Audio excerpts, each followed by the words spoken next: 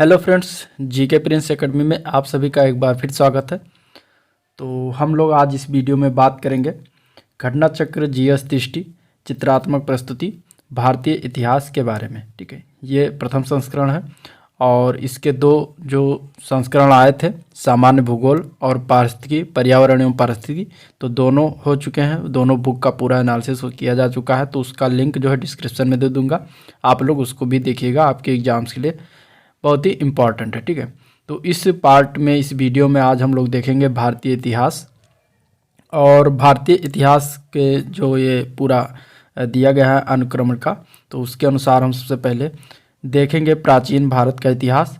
इसमें हम लोग बात करेंगे इतिहास के सामान्य परिचय के बारे में, फिर पाषाण काल, फिर ताम्र पाषाणिक संस्कृति, सैंधव सभ्यता एवं संस्कृति, वैदिक काल, जैन धर्म, बौद्ध धर्म, शैव धर्म, भागवत धर्म। इसके बाद छठी सदी ईसा पूर्व से राजनीतिक दशा देखेंगे, विदेशी आक्रमण, मौर्य वंश, मौर्योत्तर काल। इसके बाद गुप्त एवं गुप्तोत्तर युग। इसके बाद प्राचीन भारत में स्थापित कला, दक्षिण भारत के चोल, चालुक्य, पल्लव एवं संगम युग। इसके बाद प्राचीन साहित्य एवं साहित्यकार के बारे में बात करेंगे, फिर पूर्व मध्यकाल। इसके बाद प्राचीन भारतीय इतिहास के बारे में विविध जानकारी और देखेंगे। फिर है मध्यकालीन भारतीय इतिहास, इसको हम दूसरे वीडियो में कवर करेंगे। और इसके बाद आएगा आधुनिक भारत का इतिहास, जिसको हम और एक वीडियो में, तीसरे वीडियो में कवर करेंगे।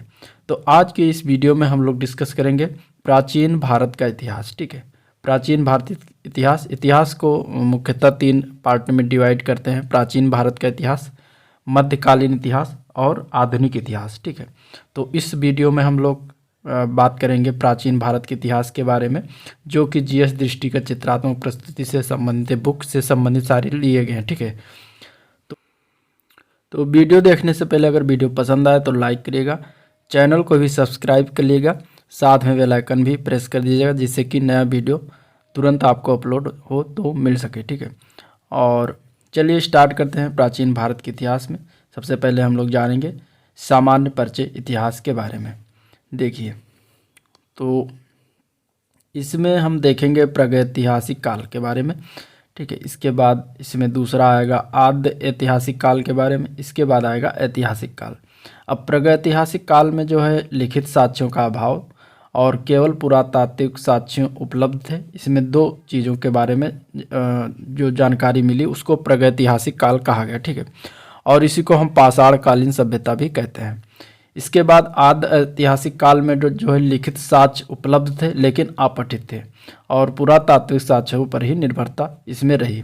तो आद्य ऐतिहासिक काल को हम सिंधु घाटी सभ्यता भी कहते हैं, जिसके तहत सिंधु घाटी सभ्यता आती है। इसके बाद ऐतिहासिक काल आता है और इसमें जो है लिखित साक्ष्यों की प्रचुरता, यानी कि पठित रूप से लिखित साक्ष्यों की प्रचुरता और पुरातात्विक साक्ष्य भी उपलब्ध है। तो ये ऐतिहासिक काल में आएगा और इसमें देखेंगे हम लोग लगभग छठी शताब्दी ईसा पूर्व से प्रारंभ होता है ये ऐतिहासिक काल। तो 3 पार्ट में इतिहास का वर्णन जो है प्राचीन इतिहास को हम करेंगे, प्रागैतिहासिक, आद्य ऐतिहासिक और ऐतिहासिक। अब देखिए, बारी बारी से हम एक एक करके इसको समझेंगे।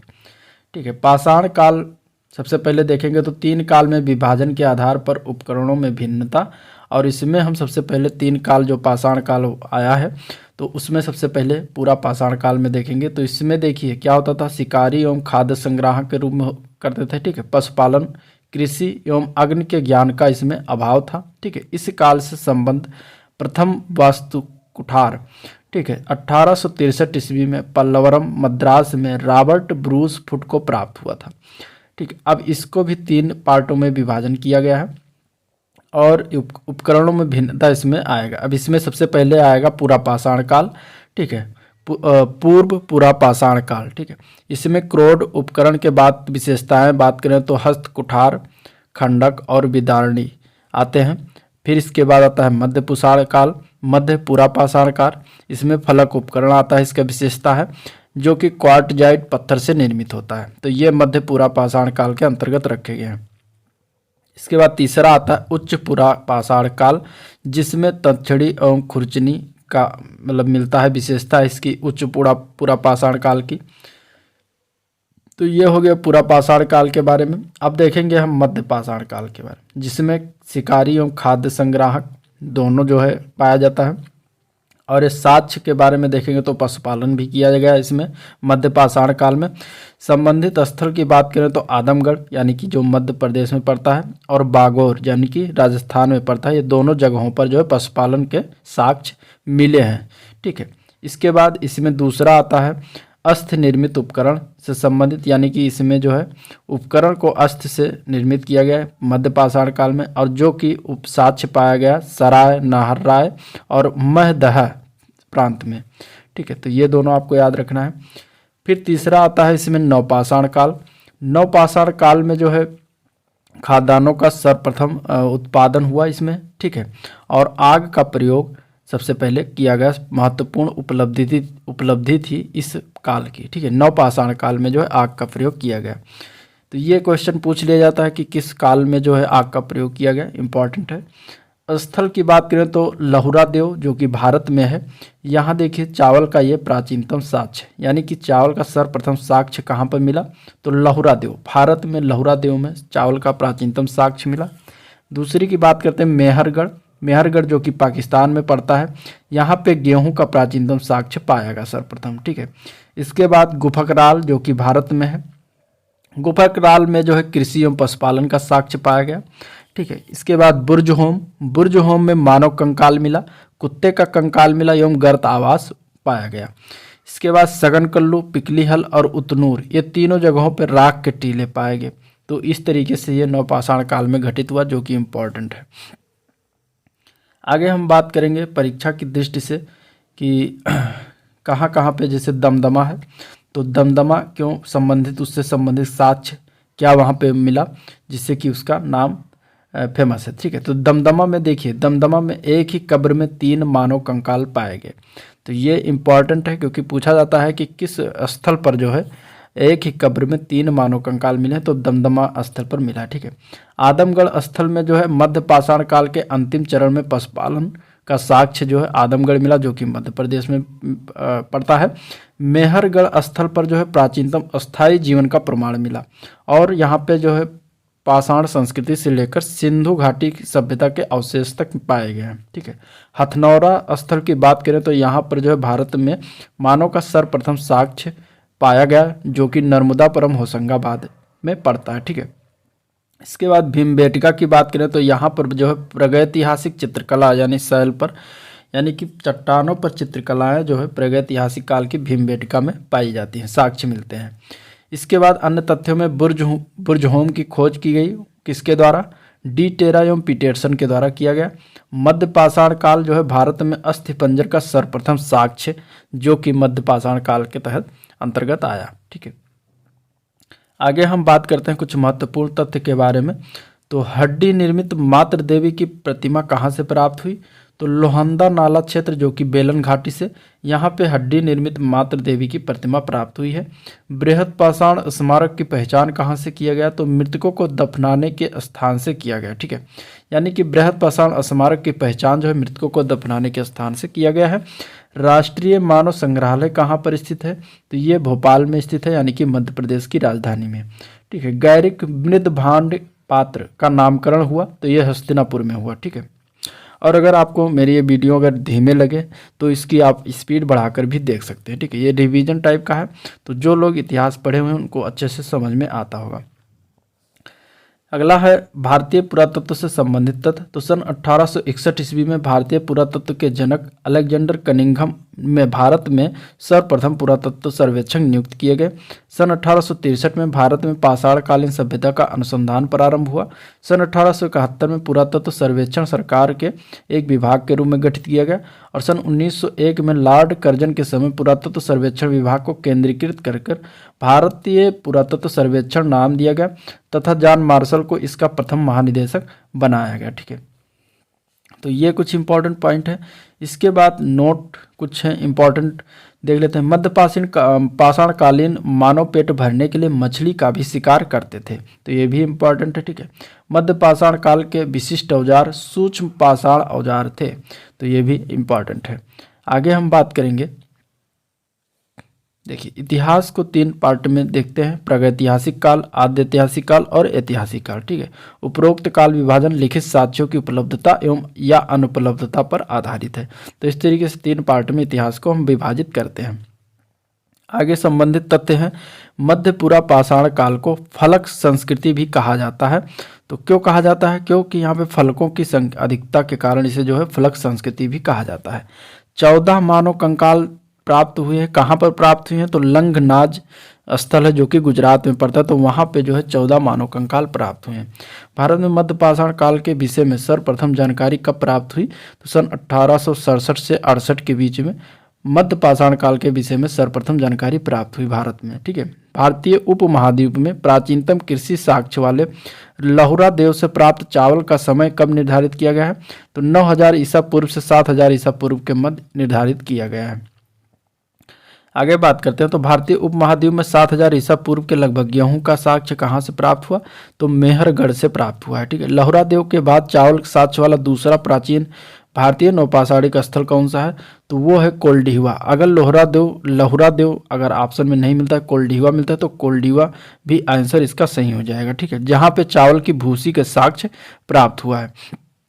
मक्का का प्रथम साक्ष्य कहाँ पर प्राप्त हुआ? तो मैक्सिको में। ठीक है, जो कि संयुक्त राज्य अमेरिका के बगल में जो है ये राज्य स्थित है मैक्सिको, तो वहाँ पे मक्का का प्रथम साक्ष्य प्राप्त हुआ। ठीक है, गुफकराल का अर्थ क्या होता है? तो गुफराल का अर्थ होता है कुलाल अर्थात कुम्हार की गुहा। ठीक है, तो इसका अर्थ होता है गुफकराल का। आगे हम बात करेंगे भारतीय उपमहाद्वीप के बारे में। तो 2 तरीके से इसको डिवाइड किया गया, एक है लहुरा देव भारत, एक है मेहरगढ़ पाकिस्तान। ठीक है, लहुरा देव भारत में कृषि चावल का प्राचीनतम साक्ष्य मिला और मेहरगढ़ पाकिस्तान में गेहूं का प्राचीनतम साक्ष्य मिला। इसको सन निर्धारित किया गया 9000 ईसा पूर्व से 7000 ईसा पूर्व के मध्य, और गेहूं का प्राचीनतम साक्ष्य को निर्धारित किया गया समय 7000 ईसा पूर्व। तो इस प्रकार चावल या कृषि का प्राचीनतम साक्ष्य वाला स्थल जो है वो दोनों साइड से लहुरा देव ही माना जाएगा। ठीक है, आगे हम बात करेंगे ताम्र पाषाणिक संस्कृति के बारे में देखेंगे। ठीक है, ताम्र पाषाणिक मतलब कि तांबे या पत्थर के प्रयोग की अवस्था को ताम्र पाषाणिक कहा जाता है। अब इसका हम ताम्र पाषाणिक बस्तियों का विस्तार, प्रमुख बस्तियों का विस्तार हम देखेंगे। तो सबसे पहले हम देखेंगे दक्षिणी पूर्वी राजस्थान में। ठीक है, दक्षिणी पूर्वी राजस्थान साइड में जो है बनारा घाटी में स्थित होने के कारण बनास घाटी में स्थित होने के कारण बनास संस्कृति नामकरण किया गया। और इसके प्रमुख पुरास्थल की बात करें तो आहाड़ है, बागौर है, बालाथल है, ओजियाना है। ठीक है, गिलुंद है। ठीक है, आहाड़ का प्राचीन नाम ताम्बवंती था और बालाथल और ओजियाना जो है चहार दीवारी युक्त घर का साक्ष्य यहाँ से प्राप्त हुआ है। ठीक है, गिलुंद स्थल पर चहार दीवारी युक्त घर का साक्ष्य मिला है, मिट्टी की इमारत का साक्ष्य मिला है, कहीं कहीं पक्की ईंटों का भी प्रयोग किया गया। अब तांबे के टुकड़े प्राप्त हुए हैं कहाँ पे? गिलुंद स्थल पर, जो कि दक्षिणी पूर्वी राजस्थान में पड़ता है। इसके बाद हम बात करेंगे पश्चिमी मध्य क्षेत्र की। ठीक है, इसमें हम देखेंगे तो मालवा है, कायथा है, एरड़ है और नौदा टोली है। ठीक है, इसमें 4 जगह है मध्य प्रदेश में। अब मालवा से जो है चरखे एवं तकलियों का साक्ष्य प्राप्त हुआ है। कायथा पे जो है यहाँ की बस्तियां किलाबंद रूप से साक्ष्य मिले हैं। ठीक है, तांबे के 28 कंगनों का साक्ष्य प्राप्त हुआ है।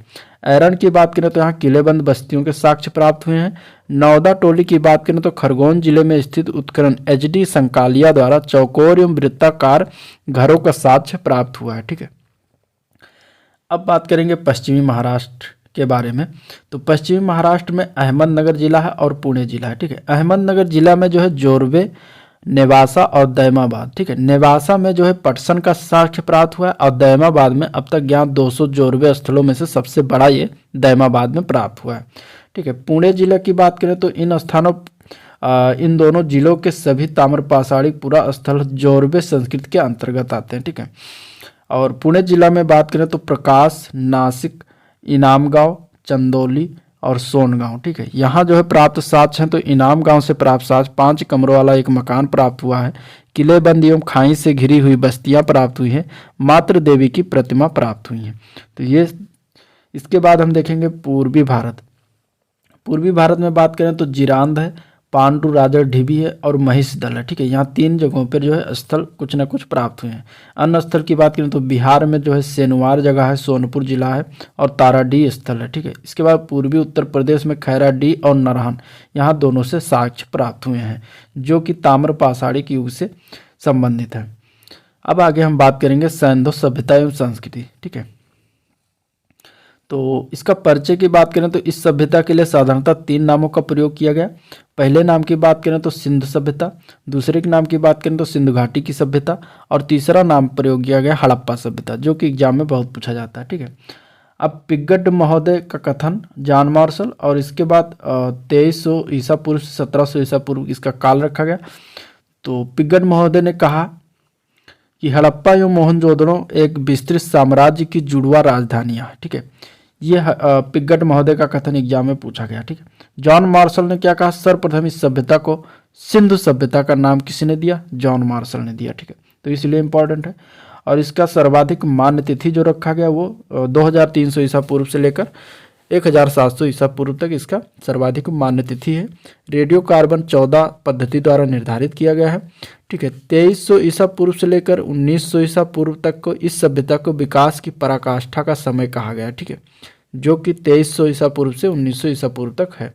सैंधव सभ्यता मेसोपोटामिया मिस्र के सभ्यताओं के समकालीन थी, ये भी इंपॉर्टेंट है। सैंधव सभ्यता का विस्तार क्षेत्र देखेंगे तो भारत और पाकिस्तान 2 जगह है। पाकिस्तान में बात करें तो बलूचिस्तान, पंजाब और सिंध क्षेत्र में है। भारत की बात करें तो भारत में जो है पंजाब, गुजरात और इसके बाद राजस्थान, हरियाणा, पश्चिमी उत्तर प्रदेश, जम्मू कश्मीर और पश्चिमी महाराष्ट्र क्षेत्रों में था। ठीक है, सैंधव सभ्यता के विस्तार का आकार जो है त्रिभुजाकार था। अब इसमें देखिए उत्तरी क्षेत्र में बात करें तो सबसे उत्तरी क्षेत्र था मांडा, सबसे पूर्वी क्षेत्र था जो आलमगीरपुर था, और इसके बाद सबसे दक्षिणी क्षेत्र था दैमाबाद, और सबसे पश्चिमी जो सुदूर क्षेत्र था वो है सुतकांगेडोर। ठीक है, सुतकांगेडोर यह सबसे पश्चिमी क्षेत्र था इस सैंधव सभ्यता का। आगे हम बात करते हैं, पहले स्थल और उत्खननकर्ता या खोजकर्ता के नाम जान लेते हैं क्योंकि पूछा जाता है। इसमें 2 इंपॉर्टेंट है। पहला है हड़प्पा सभ्यता। हड़प्पा सभ्यता की खोज जो है दयाराम साहनी द्वारा किया गया। मोहनजोदड़ो की खोज जो है राखाल दास बनर्जी द्वारा किया गया। ठीक है, इसके बाद और नाम जान लेते हैं। चन्हुदड़ो का खोज NG मजूमदार द्वारा। लोथल की खोज जो है SR राव द्वारा। कालीबंगा की खोज जो है अमलानंद घोष द्वारा। बनावली की खोज जो है RS बिष्ट द्वारा। धौलावीरा की खोज जो है JP जोशी द्वारा किया गया है। इसके बाद रोपड़ की खोज जो है बी लाल द्वारा। सुतकांगेडोर की खोज जो है RL स्टाइन द्वारा किया गया।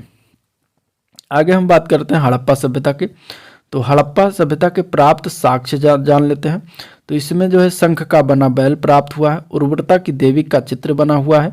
ईंटों के वृत्ताकार चबूतरे मिले हैं। समाधि R37 कब्रिस्तान मिला है। गेहूं तथा जौ के दानों के अवशेष प्राप्त हुए हैं। पीतल का बना इक्का मिला है। बर्तन पर बने मछुआरे का चित्र प्राप्त हुआ है और 2 टीलों के साक्ष्य भी मिले हैं जो कि पूर्वी टीला नगर टीला और पश्चिमी टीला जो है वो दुर्ग टीला कहलाता है। ठीक है, स्थिति की बात करें तो मांटोगमरी जिला वर्तमान साहिवाल पाकिस्तान में है और रावी नदी के बाएं तट पर यह स्थित था। अब हम बात करेंगे मोहनजोदड़ो के प्राप्त साक्ष्य, मोहनजोदड़ो से संबंधित चीजें। ठीक है, तो देखिए मोहनजोदड़ो सिंधी भाषा में इसका शाब्दिक अर्थ होता है मृतकों का टीला, मोहनजोदड़ो का अर्थ। ठीक है, इसमें प्राप्त साक्ष्य जो है वो बृहद स्नानागार है जो कि इंपॉर्टेंट है, ये पूछा जाता है। सर्वाधिक उल्लेखनीय स्मारक यहाँ पे प्राप्त हुआ है। तत्कालीन विश्व का एक आश्चर्यजनक निर्माण जॉन मार्शल का कथन किया कहा गया है ये। ठीक है, अभिलेखित सर्वाधिक मोहरें प्राप्त हुई। विशाल अन्नागार प्राप्त हुआ जो कि बहुत इंपॉर्टेंट है। नृत्य रत्न नारी की कांस्य मूर्तियां प्राप्त हुई हैं। पुजारी योगी की मूर्ति प्राप्त हुई है। मुद्रा पर अंकित पशुपतनाथ शिव की मूर्ति प्राप्त हुई है। सीपी पर बनी हुई पटरी प्राप्त हुई है। ठीक है, घोड़े के दांत यहाँ पर मिले हैं मोहनजोदड़ो में। ठीक है, और गीली मिट्टी पर कपड़ा प्राप्त हुआ है। सूती कपड़ा प्राप्त हुआ है। हाथी का कपाल खंड प्राप्त हुआ है। तो इतने सारे साक्ष्य जो हैं वो मोहनजोदड़ो से मिले हैं। और इसकी स्थिति की बात करें तो लरकाना जिला सिंध प्रांत पाकिस्तान और सिंधु नदी के दाएं तट पर है। ठीक है, तो मोहनजोदड़ो वो सिंधु नदी के दाएं तट पर है और क्या कहते हैं कि हड़प्पा जो है वो रावी नदी के बाएं तट पर, तो ये याद रखना है, कंफ्यूज नहीं है। इसके बाद हम चनहुदड़ों के बारे में देख लेते हैं। तो चनहुदड़ों में जो है मनका बनाने का कारखाना तथा भट्टी साक्ष्य मिले हैं, अलंकृत हाथी मिले हैं, ठीक है, खिलौना है, लिपस्टिक है, वक्राकार ईंटें हैं, बिल्ली का पीछा करते हुए कुत्ते का पदचिन्ह प्राप्त हुआ है जो कि चनहुदड़ों से मिले हैं साक्ष्य। इसके बाद हम कालीबंगन की बात करेंगे। कालीबंगा में प्राप्त साक्ष्य की बात करें तो ईंटें प्राप्त हुई हैं, जो कि एक कच्ची ईंटें और पक्की ईंटें दो प्रकार की। कच्ची ईंटें भवन निर्माण में प्रयुक्त हैं और पक्की ईंटें केवल नालियों, कुओं, स्नानागार निर्माण में प्रयुक्त हुआ, ठीक है। जूते हुए खेत जो है वो कालीबंगा से प्राप्त हुए। भूकंप के साक्ष्य कालीबंगन से प्राप्त हुआ है। एक चबूतरे पर अग्निकुंड, कुआं तथा पक्की ईंटों का बना एक आयताकार गर्त प्राप्त हुआ है, ठीक है। दूसरे चबूतरे पर 7 अग्निकुंड वेदिकाएं एवं पंक्ति में बने हुए हैं। सेलखड़ी तथा मिट्टी की मुहरें प्राप्त हुई। मृद भांड के टुकड़े मिले हुए हैं। स्थिति जो है वह हनुमानगढ़ जिला राजस्थान है में कालीबंगन स्थित है, ठीक है। इसके बाद हम बात करेंगे लोथल की। तो लोथल के बारे में देखते हैं तो इसकी विशेषता है पश्चिमी एशिया से व्यापार के लिए एक प्रमुख बंदरगाह था। सर्व प्रमुख विशेषता जो जहाज़ों की गोदी या डॉकयार्ड यहाँ पे प्राप्त हुआ है, ठीक है। प्राप्त साक्ष्य की बात करें तो फारस की मुद्रा और सील प्राप्त हुआ है। पक्के रंग के रंगे हुए पात्र मिले हैं। धान या चावल और बाजरा के साक्ष्य प्राप्त हुए हैं। फारस की मोहरें के साक्ष्य प्राप्त हुए हैं। घोड़े की लघु मृण मूर्ति की प्राप्त हुई हैं। 3 युगल समाधियां भी प्राप्त हुई हैं, ठीक है। स्थिति कहाँ पर है तो अहमदाबाद जिला गुजरात में भोगवा नदी के तट पर यह स्थित है। इसके बाद धौलावीरा की बात करते हैं, ठीक है। धौलावीरा की बात करें तो इसकी विशेषता आयताकार नगर यहाँ, ठीक है। नगरों को 3 भागों में विभक्त किया गया, किला, मध्य नगर और निचला नगर, ठीक है। धौलावीरा में साक्ष्य प्राप्त की बात करें, प्राप्त साक्ष्य में तो विशाल जलाशय प्राप्त हुआ है। उन्नत जल प्रबंधन, हड़प्पा लिपि के सब बड़े आकार के 100 चिन्हों का एक शिलालेख प्राप्त हुआ है, ठीक है। स्थिति की बात करें तो कच्छ का रण गुजरात में स्थित है। अब आगे बात करते हैं सुरकोटदा के बारे में। सुरकोटदा जो है ये इसकी विशेषता नगर 2 दुर्गीकृत भागों में विभक्त है, गढ़ी क्षेत्र और आवास क्षेत्र, ठीक है। अब इसमें प्राप्त साक्ष्य की बात करें तो कब्रिस्तान से कलश समाधान और घोड़े की हड्डियां प्राप्त हुई है और कच्छ जिला गुजरात में सुरकोटदा स्थित है। इसके बाद रोपड़ की बात करते हैं तो आधुनिक नाम रूपनगर है और यहाँ पे सेलखड़ी की मुहरें, चर्ट के बटखरे और तांबे के बाड़ाग्र या तथा कुल्हाड़ी, मृदभांड, छुरा, मनुष्य के साथ पालतू कुत्ते के दफनाए जाने का साक्ष्य जो है ये सारे साक्ष्य रोपड़ से प्राप्त हुए। रोपड़ जो है इस समय पंजाब में स्थित है भारत में और सतलज नदी के बाएं तट पर यह स्थित है। आगे हम बात करते हैं दैमाबाद। दैमाबाद की विशेषता जो है ये सिंधु सभ्यता का सबसे दक्षिणी स्थल था और यहाँ से प्राप्त साक्ष्य जो है रथ चलाते हुए मनुष्य, सांड, गैंडे की आकृतियाँ, सैंधो लिपि की एक मुहर, मृदभांड, तस्तरी, प्याले, ये सारे दैमाबाद से प्राप्त हुए, ठीक है। अहमदनगर जिला महाराष्ट्र में ये स्थित है। दैमाबाद प्रवरा नदी के बाएं तट पर, ठीक है। तो ये नदी भी याद रखना है। महत्वपूर्ण तथ्य की बात करें तो स्थल और उससे प्राप्त साक्ष्य के बारे में देख लेते हैं। तो बालाकोट स्थल से सीप से बनी चूड़ियों के टुकड़े प्राप्त हुए हैं। मांडा से कांच निर्मित पेंचदार पिन प्राप्त हुए। नौसारो स्थल से स्त्रियों के मांग में सिंदूर के प्रमाण प्राप्त हुए हैं। रंगपुर से धान की भूसी मिली हुई। लोथल से वृत्ताकार चक्की के 2 पाट मिले हुए। कालीबंगा से ताम्र मूर्ति मिलती है। हड़प्पा से एक स्त्री के गर्भ से निकलते पौधे की आकृति प्राप्त हुई है। हुलास से सैंधो लिपियुक्त एक ठप्पा प्राप्त हुआ है, ठीक है। सुत्कागेन डोर से मिट्टी के चूड़ियों के अवशेष प्राप्त हुए। मोहनजोदड़ो से संयुक्त पशु मूर्तियाँ प्राप्त हुई है। 2 टाइप की, शरीर और मस्तक, ठीक है। शरीर जो है वो भेड़ का है, मस्तक जो है सूंडदार हाथी का, इस तरीके से बना हुआ संयुक्त पशु मूर्ति सूंडदार हाथी का, ठीक है। आगे हम बात करते हैं बनावली। बनावली के बारे में विशेषता देखेंगे तो सैंधो संस्कृति के 3 स्तर प्राप्त हुए हैं, प्राक सैंधो, विकसित सैंधो, उत्तर सैंधो। नगर को तारांकित भागों में विभाजित करती सड़कें प्राप्त हुई हैं, ठीक है। प्राप्त साक्ष्य में देखें तो लाजवर्द कार्नेलियन के मनके प्राप्त हुए हैं। हल की आकृति के खिलौने हैं। तांबे के बाणाग्र हैं। मुहरे एवं बटखरे प्राप्त हुए हैं। और इसकी स्थिति देखें बनावली की तो फतेहाबाद जिला हरियाणा में प्राप्त हुए, ठीक है। हरियाणा में स्थित है। यहाँ पे मुहरे एवं बटखरे कहाँ पे प्राप्त हुए हैं तो बनावली में, जो कि हरियाणा में स्थित है। परीक्षा की दृष्टि से देख लेते हैं किस तरीके से क्वेश्चन बनते हैं। तो कपास की खेती का आरंभ सर्वप्रथम सैंधो निवासियों ने किया था। सैंधो सभ्यता में क्रय विक्रय वस्तु विनिमय द्वारा किया जाता था क्योंकि सिक्कों का प्रचलन नहीं था। सैंधो सभ्यता के बाट मुख्यतः घनाकार थे। मेलुहा की पहचान जो है सिंध क्षेत्र से की गई है। धातु मूर्तियाँ लुप्त मोम या मधुच्छिदित छिष्ट विधि से बनाई जाती थी। सर्वाधिक मृण मूर्तियां पशु पक्षियों से प्राप्त हुई हैं। सर्वाधिक मोहरें जो है सेलखिड़ी की बनी हुई हैं। इसके बाद सिंधु सभ्यता की मोहरों पर सर्वाधिक अंकन एक श्रृंगी बैल का तथा उसके बाद कुबड़ वाले बैल का है। ठीक है, इस काल में प्रमुख खेल पासा था। आगे बात करते हैं मोहनजोदड़ो से प्राप्त क्या क्या चीजें। तो बोगी पशुपत शिव की मुहर प्राप्त हुई है। ठीक है, बाएं की बात करें तो गैंडा और भैंसा बना हुआ है। कुल 5 प्रकार के 6 पशु इसमें बने हुए हैं और नीचे जो है 2 हिरन बने हुए हैं। दाएं जो है बाघ और हाथी बने हुए हैं, प्राप्त हुए हैं। इस तरीके से जो है पशुपत शिव की मुहर में इतने सारे जो है जानवर जो है पशु प्राप्त हुए हैं, बने हुए हैं। ठीक है, सिंधु सभ्यता के विशिष्ट तथ्य के बारे में बात करें तो लोहे के ज्ञान का अभाव था। स्वर्ण, चांदी, तांबा, कांसे की जानकारी हो गई थी। हाथ से चालित चाकों का प्रयोग किया जाता था। मूर्ति पूजा का प्रचलन था। शेर के अवशेष का अभाव है। घोड़े के अवशेष प्राप्त परंतु चित्र का अभाव है। अब आगे हम बात करेंगे वैदिक काल की। ठीक है,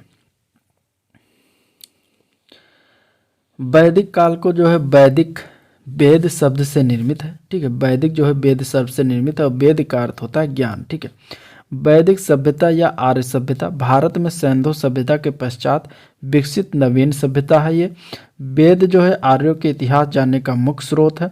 वैदिक साहित्य जो है रचना का श्रेय सामान आर्यों को जाता है। ठीक है, वैदिक काल 2 भागों में विभाजन किया जाता है। ऋग वैदिक काल जो कि 1500 ईसा पूर्व से 1000 ईसा पूर्व और उत्तर वैदिक काल जो कि 1000 ईसा पूर्व से 600 ईसा पूर्व तक है।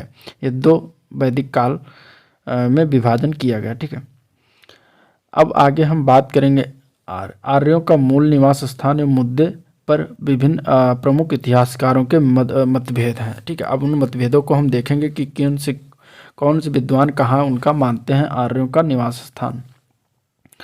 तो मूल निवास स्थान कश्मीर अथवा हिमालय क्षेत्र, इसको मानते हैं LD कल्ल द्वारा। विद्वान जो हैं ये मानते हैं कि इनका आर्यों का मूल स्थान जो था वो कश्मीर या हिमालय क्षेत्र था। ठीक है, ब्रह्मर्ष देश मानते हैं पंडित गंगानाथ झा द्वारा माना जाता है। ठीक है, सप्त सिंधु प्रदेश माना जाता है डॉक्टर अविनाश चंद्र दास द्वारा। देविका प्रदेश यानी कि मुल्तान माना जाता है DS त्रिवेदी द्वारा। दक्षिणी रूस से आर्यों का मूल स्थान माना जाता है गार्डन चाइल्ड द्वारा। मध्य एशिया जो है ये मैक्स मूलर द्वारा माना जाता है कि इनका मूल स्थान मध्य एशिया। उत्तरी ध्रुव जो है बाल गंगाधर तिलक द्वारा माना जाता है कि आर्यों का मूल स्थान जो उत्तरी ध्रुव था। तिब्बत जो है ये स्वामी दयानंद सरस्वती द्वारा माना जाता है। जर्मनी जो है हर्ट एवं पेंका द्वारा और हंगरी जो है गाइल्स द्वारा माना जाता है इनका मूल स्थान। इसके बाद अब हम बात करेंगे वैदिक साहित्य के बारे में देखेंगे। तो परिचय की बात करें तो भारतीय साहित्य परंपरा में सर्वाधिक प्राचीन है। 4 वेद हैं, ऋग्वेद, यजुर्वेद, सामवेद और अथर्ववेद। ठीक है, 4 भाग हैं, संहिता, ब्राह्मण ग्रंथ, आरण्यक और उपनिषद। ठीक है, इसके बाद अब हम एक एक वेद के बारे में देखेंगे। तो ऋग्वेद के परिचय की बात करें तो वैदिक साहित्य में सबसे प्राचीनतम ग्रंथ है। स्रोत और प्रार्थनाओं का जो है संकलन है। इसमें कुल 10 मंडल हैं, 1028 सूक्त है और 10,552 ऋचाएँ हैं। ठीक है, 1028 सूक्त में 1017 सूक्त जो है साकल में है और 11 सूक्त जो है वो बाल खिल्ल में है। अब देखते हैं ऋग्वेद में किस किस का वर्णन है या उल्लेख है। तो गोत्र का उल्लेख है, शूद्र का उल्लेख है, वर्ण शब्द सर्वप्रथम उल्लेख किया गया है। मैंने गोत्र, शूद्र, वर्ण शब्द का सर्वप्रथम उल्लेख ऋग्वेद में किया गया। ठीक है, गायत्री मंत्र इसी ऋग्वेद में है। रचनाकार इसके विश्वामित्र हैं। लोहे का कोई उल्लेख नहीं है। नदी सूक्त में 21 नदियों का वर्णन किया गया है। नवा मंडल जो है सभी 114 सूक्त सोम को समर्पित है। पुरोहित जो है होता को कहा जाता है।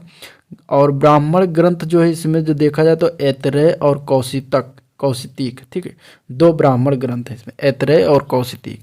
10वें मंडल के पुरुष सूक्त में जो है मंडल क्या कहते हैं कि शूद्र का वर्णन है। ठीक है, और तृतीय मंडल में जो है गायत्री मंत्र का वर्णन है।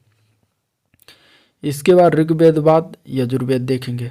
ठीक है, यजुर्वेद का परिचय की बात करें तो स्रोत एवं कर्मकांड का वर्णन है इसमें यजुर्वेद में। ठीक है, और ये गद्य एवं पद दोनों में है यजुर्वेद। ठीक है, इसकी 2 शाखाएं हैं, किण्स यजुर्वेद जो कि गद्य एवं पद में है और शुक्ल यजुर्वेद है जो कि केवल पद में है। पद्य मतलब कि पद्यांश होता है, और गद्य मतलब गद्यांश। गद्यांश मतलब कि जो केवल पढ़ा जाता है और समझा जाता है, लेकिन पद्य मतलब जो कि उसको गाया जाता है। ठीक है, इसका अंतिम भाग है यजुर्वेद का ईशोपनिषद। ठीक है, आध्यात्मिक चिंतन से संबंधित है ये। ब्राह्मण ग्रंथ की बात करें तो इसमें शतपथ ग्रंथ और तैत्तिरीय ग्रंथ आते हैं। ठीक है, अधर्यु के कर्मकांडों को संपन्न कराने वाले पुरोहित को अधर्यु कहा जाता है। ठीक है, इसमें इसके बाद अब हम बात करेंगे सामवेद की। सामवेद के बारे में देखते हैं तो साम का अर्थ होता है संगीत अथवा गान। ठीक है, यज्ञों के अवसर पर गाए जाने वाले मंत्रों का संग्रह इस सामवेद में किया गया है। मंत्रों को गाने वाला पुरोहित को उद्गाता कहा जाता है इसमें। ठीक है, कुल इसमें 1875 ऋचाएँ हैं। प्रमुख शाखाएं की बात करें तो कौथुमीय, राणनीय और जैमिनीय, ये 3 प्रमुख शाखाएं हैं। ब्राह्मण ग्रंथ की बात करें तो तांडे या पंचविश ग्रंथ है, जो कि ब्राह्मण ग्रंथ इसमें सामवेद में कहलाता है। आगे बात करते हैं अथर्ववेद की। अथर्ववेद का परिचय जो इसमें 20 कांड है, 731 सूक्तियाँ हैं और 5987 मंत्रों का संग्रह है। इसमें 5987 मंत्रों में से 1200 मंत्र जो है ऋग्वेद के ही हैं। इसमें ब्रह्मा, अथर्ववेद के मंत्रों के उच्चारण करने वाले को पुरोहित को जो है ब्रह्मा कहा जाता है। 2 शाखाएं हैं, पिप्पललाद और सौनक, इसकी 2 शाखाएं। ठीक है, उल्लेख की बात करें तो इसमें मगध और अंग देश दूरस्थ प्रदेश हैं जो जिसका उल्लेख किया गया है। सभा और समित जो कि प्रजापति की 2 पुत्रियां बताई गई हैं, सभा और समित को। ठीक है, ब्राह्मण ग्रंथ की बात करें तो इसमें गोपथ ब्राह्मण एकमात्र ब्राह्मण ग्रंथ है, अथर्ववेद का गोपथ ब्राह्मण ग्रंथ। आगे बात करते हैं अब शतपथ ब्राह्मण की। ठीक है, शतपथ ब्राह्मण जो है ये शुक्ल यजुर्वेद का ब्राह्मण ग्रंथ है और उल्लेख इसका पुनर्जन्म का सिद्धांत है। इसमें जल प्लावन की कथा है, पुरुरवा उर्वशी आख्यान है। ठीक है, पुरुष मेघ यज्ञ का वर्णन है, पत्नी पति की अर्धांगिनी इसमें बताया गया है। ठीक है, कुरु और पांचाल वैदिक सभ्यता के सर्वश्रेष्ठ प्रतिनिधि बताया गया। ठीक है, इसमें राजसूय यज्ञ का भी आकलन है किया गया। ठीक है, अब कुछ वैदिक शब्द हैं और उनके हम अर्थ जान लेते हैं कि क्या क्या उसके अर्थ हैं। ठीक है, तो कृष्ण अयस को कहा जाता है लोहा। ठीक है, लोहा को कृष्ण अयस वैदिक काल में कहा गया।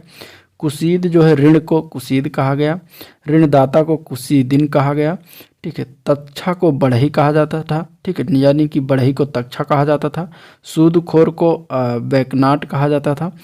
पतवार को अरित्र कहा जाता था। गुप्तचर को स्पस कहा जाता था। तो ये कुछ शब्द थे। अब इसके बाद हम बात करेंगे 10 राग युद्ध के बारे में, जो कि बहुत इंपॉर्टेंट है क्योंकि एग्जाम में पूछा जाता है। ठीक है, 10 राग युद्ध जो ऋग्वेद के 7वें मंडल में उल्लेख है। प्रत्येक पक्ष में आर्य एवं अनार्य की भागीदारी की गई है। परुसड़ी यानी कि रावी नदी के तट पर यह लड़ा गया था। ठीक है, भरतों के राजा सुदास तीर्थसु राजवंश के बनाम 10 राजाओं का संघ से साथ इसमें लड़ाई हुई थी। अब 10 राजाओं के संघ में पंचजन तथा 5 लघु जनजातियों अलिन, पक्त, भलाना, शिव और विसारिन के राजा जो थे, इनको साथ में मिलकर और भरतों के राजा सुदास से युद्ध हुआ था। ठीक है, और इसमें जो है सुदास अंतिम रूप से विजयी हुए थे। पुरोहित इसमें वशिष्ठ थे। ठीक है, इनके सुदास के पुरोहित वशिष्ठ थे। तो ये हो गया 10 राग युद्ध के बारे में। अब प्रमुख नदियों के बारे में जान लेते हैं जो कि ऋग्वेद में उल्लेखित है। ठीक है, तो उसमें सबसे पहले सरस्वती नदी है जो कि सबसे पवित्र नदी है ऋग्वेद में। अन्य नाम इसका नदी तमा, देवी तमा और माते तमा, ये तीनों नाम अन्य नाम है इसके सरस्वती नदी के। ठीक, इसके बाद सिंधु नदी का उल्लेख बहुत ऋग्वेद में सर्वाधिक बार उल्लेखित नदी है जो सिंधु नदी है। ठीक है, इसका अन्य नाम की बात करें तो हिरण्य, इसको कहा आर्थिक महत्व के कारण इसका नाम हिरण्य भी रखा गया था। परावत जो कि अरब सागर है, सिंधु नदी के किन्ने का स्थान जो है कि परावत में सिंधु नदी गिरती है अरब सागर में। ठीक है, अब हम बात करेंगे उपनिषद के बारे में। उपनिषद या वेदांत। ठीक है, परिचय इसका दर्शन पर आधारित है। ये शाब्दिक अर्थ जो है ज्ञान प्राप्त है, शिष्य का गुरु के समीप बैठना, इसका शाब्दिक अर्थ है। उपनिषद का उल्लेख। ठीक है, इसके बाद श्वेताश्वर जो है मोक्ष का पहला उल्लेख है। बृहदारण्यक के जो है याज्ञवल्क्य गार्गी संवाद जो है बृहदारण्यक में है। और छांदोग्य उपनिषद में जो है ब्रह्मचर्य, गृहस्थ, वानप्रस्थ 3 आश्रमों का और जो है वर्णन है, और सत्यकाम जो जाबाल, सत्यकाम जाबाल की कथा का भी वर्णन। ठीक है, जबालोपनिषद में चारों आश्रमों ब्रह्मचर्य, गृहस्थ, वानप्रस्थ और संन्यास का वर्णन जबालोपनिषद में किया गया। ठीक है, इसके बाद मुंडकोपनिषद में सत्यमेव जयते का वर्णन किया गया है। तो आंसर यह इंपॉर्टेंट है मुंडकोपनिषद। कठोपनिषद में जो है यम नचिकेता का प्रसंग जो है वो कठोपनिषद में दिया गया है। अब हम महत्वपूर्ण तथ्य के बारे में कुछ देख लेते हैं। ग्रामणी को जो है, ग्राम का मुखिया को ग्रामणी कहा जाता था। विश्व का प्रमुख जो होता था उसे विस्पत कहा जाता था। जीविकापार्जन हेतु वेद पढ़ाने वाला अध्यापक जो उपाध्याय कहलाता था। कुलीन या वृद्धों की संस्था को सभा कहते थे, और सर्वसाधारण की संस्था को समिति कहा जाता था। आर्यों की मूल संस्कृति ग्रामीण थी, और रहट की चरखी को चक्र कहा जाता था। अदल बदल प्रणाली पर आधारित जो है व्यापार कहा जाता था।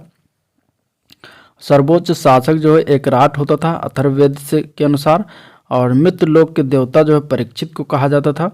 और धर्म अर्थ काम ये त्रिवर्ग कहे जाते थे। धर्म अर्थ काम और मोक्ष ये पुरुषार्थ कहा जाता था। ठीक है, इसके बाद अब हम बात करेंगे प्रमुख ऋग्वैदिक देवता के बारे में। कौन कौन से देवता जो है ऋग्वैदिक काल में सबसे प्रमुख थे। ठीक है, पृथ्वी के देवता की बात करें तो पृथ्वी, सोम, बृहस्पति और अग्नि, ये चार देवता पृथ्वी के देवता थे। और आकाश के देवता की बात करें तो मित्र, वरुण, पूषण, अश्विन, सूर्य और विष्णु, ये छह देवता जो थे वो आकाश के देवता थे। ठीक है, सोम जो है तीसरे सर्वाधिक महत्वपूर्ण देवता थे। ऋग्वेद के 9वें मंडल के सभी मंत्रों इनको समर्पित है। ठीक है, दूसरे सर्वाधिक महत्वपूर्ण देवता जो थे वो अग्नि थे। ऋग्वेद के 200 सूक्त इनसे समर्पित है, अग्नि से। वरुण जो है समुद्र के देवता एवं ऋतु के नियामक, नैतिक व्यवस्था के प्रधान एवं ऋतस्य गोपा कहा जाता था वरुण को। ठीक है, पूषण को जो है वनस्पतियों एवं औषधियों के देवता, इनके रथ को बकरे खींचते थे। ठीक है, पूषण, इन्हें औषधियों या वनस्पतियों के देवता कहा जाता था, इनके रथ जो है बकरे खींचते थे। इसके बाद थे अंतरिक्ष के देवता। इसमें पर्जन्य, इंद्र, रुद्र, आपा, वायु और वात, ये 6 देवता आते थे अंतरिक्ष के देवता। इंद्र जो है सर्वाधिक महत्वपूर्ण देवता थे। पुरंदर, किला को तोड़ने वाले। ठीक है, विश्व के स्वामी, ऐसे इस तरीके से इनको नाम से पुकारा जाता था। ऋग्वेद के 250 सूक्त जो है समर्पित हैं इनसे, इंद्र को। आर्यों के युद्ध नेता थे और वर्षा के देवता इन्हें इंद्र को कहा जाता था। इसके बाद विराट पुरुष की बात करें वेदों के अनुसार तो इसमें मुख से जो है ब्राह्मण की उत्पत्ति बताई जाती है, भुजा से जो क्षत्रिय की उत्पत्ति, जंघा से वैश्यों की उत्पत्ति और पैर से जो है शूद्र की उत्पत्ति बताई जाती है। पंचजन की बात करें तो अनु है, ध्रुव है, पुरु है, यदु है और तुर्वसु है, ये पंचजन है। ठीक है, इसके बाद वेदांग की बात करें तो 6 वेदांग हैं।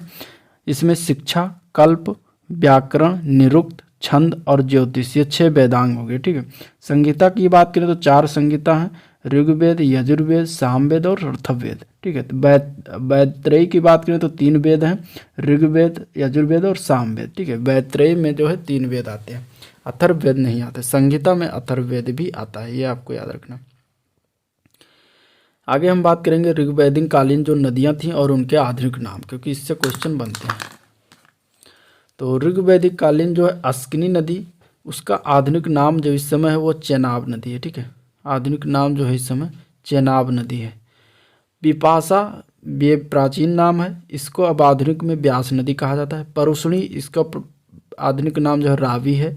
वितेस्ता इसका आधुनिक नाम झेलम है। सदा नीरा इसका आधुनिक नाम गंडक नदी है। सुतुद्री इसका आधुनिक नाम सतलज नदी है। और दृशद्वती इसका आधुनिक नाम घग्गर नदी है। तो ये इंपॉर्टेंट है, रावी को जो है प्राचीन नाम परुष्णी था। अब आगे हम बात करेंगे ऋग्वेद के मंडल के रचयिता की बात देख लेते हैं। तो प्रथम मंडल, ऋग्वेद में प्रथम मंडल के रचयिता जो है उनका नाम है मेघातिथि या मधुच्छमदा। ठीक है, मधुच्छमदा ये रचयिता थे। ठीक है, द्वितीय मंडल के रचयिता घृतस्मद थे। ठीक है, घृतस्मद थे। तृतीय मंडल के रचयिता विश्वामित्र थे। ये इंपॉर्टेंट है क्योंकि तृतीय मंडल में जो है गायत्री मंत्र का उल्लेख है। इसके बाद हम बात करेंगे चतुर्थ चतुर्थ मंडल के रचयिता वामदेव, पंचम के अत्रि, षष्टम के भारद्वाज, सप्तम के वशिष्ठ, अष्टम के कर्ण व अंगिरस, नवम के सोम देवता व अन्य ऋषि, और दसम मंडल के जो है विमदा, इंद्र व सचिव व अन्य लोग दसम मंडल के रचयिता हैं। अब हम बात करेंगे जैन धर्म की। ठीक है, जैन धर्म जो कि इम्पॉर्टेंट है और इससे क्वेश्चन बनते हैं। इसका पहले हम परिचय देखते हैं। तो संस्कृत के जिन शब्द से बना है जैन। ठीक है, जिन का अर्थ होता है विजेता, और संस्थापक जो है इसके तीर्थंकर कहलाते हैं। महात्मा निग्रंथ कहलाते हैं। प्रथम तीर्थंकर जो थे उनका नाम था ऋषभदेव। ठीक है, अब बात करेंगे हम पार्श्वनाथ के बारे में। ठीक है, जो जो इम्पोर्टेंट है वही हम देखेंगे। 23वें तीर्थंकर हैं पार्श्वनाथ। काशी के राजा अश्वसेन के पुत्र हैं। वाराणसी में इनका जन्म हुआ था और अनुयायियों को चतुर्याम शिक्षा का पालन करने को इन्होंने कहा था। ठीक है, चतुर्याम शिक्षा जो था वो था सत्य, सत्य यानी सदैव सच बोलना, और अहिंसा था जो हिंसा से परहेज, अस्तेय था चोरी वर्जित। ठीक है, अपरिग्रह जो संपत्ति संग्रह नहीं करना, ये चतुर्याम शिक्षा था जो कि पार्श्वनाथ द्वारा दिया गया था। ठीक है, इसके बाद अब हम बात करेंगे इसमें सबसे महत्वपूर्ण महावीर स्वामी की। ठीक है, महावीर स्वामी का जन्म जो है 599 ईसा पूर्व हुआ था, पूर्व में हुआ था। स्थान था, जन्म स्थान कुंडग्राम, कुंडलपुर, वैशाली।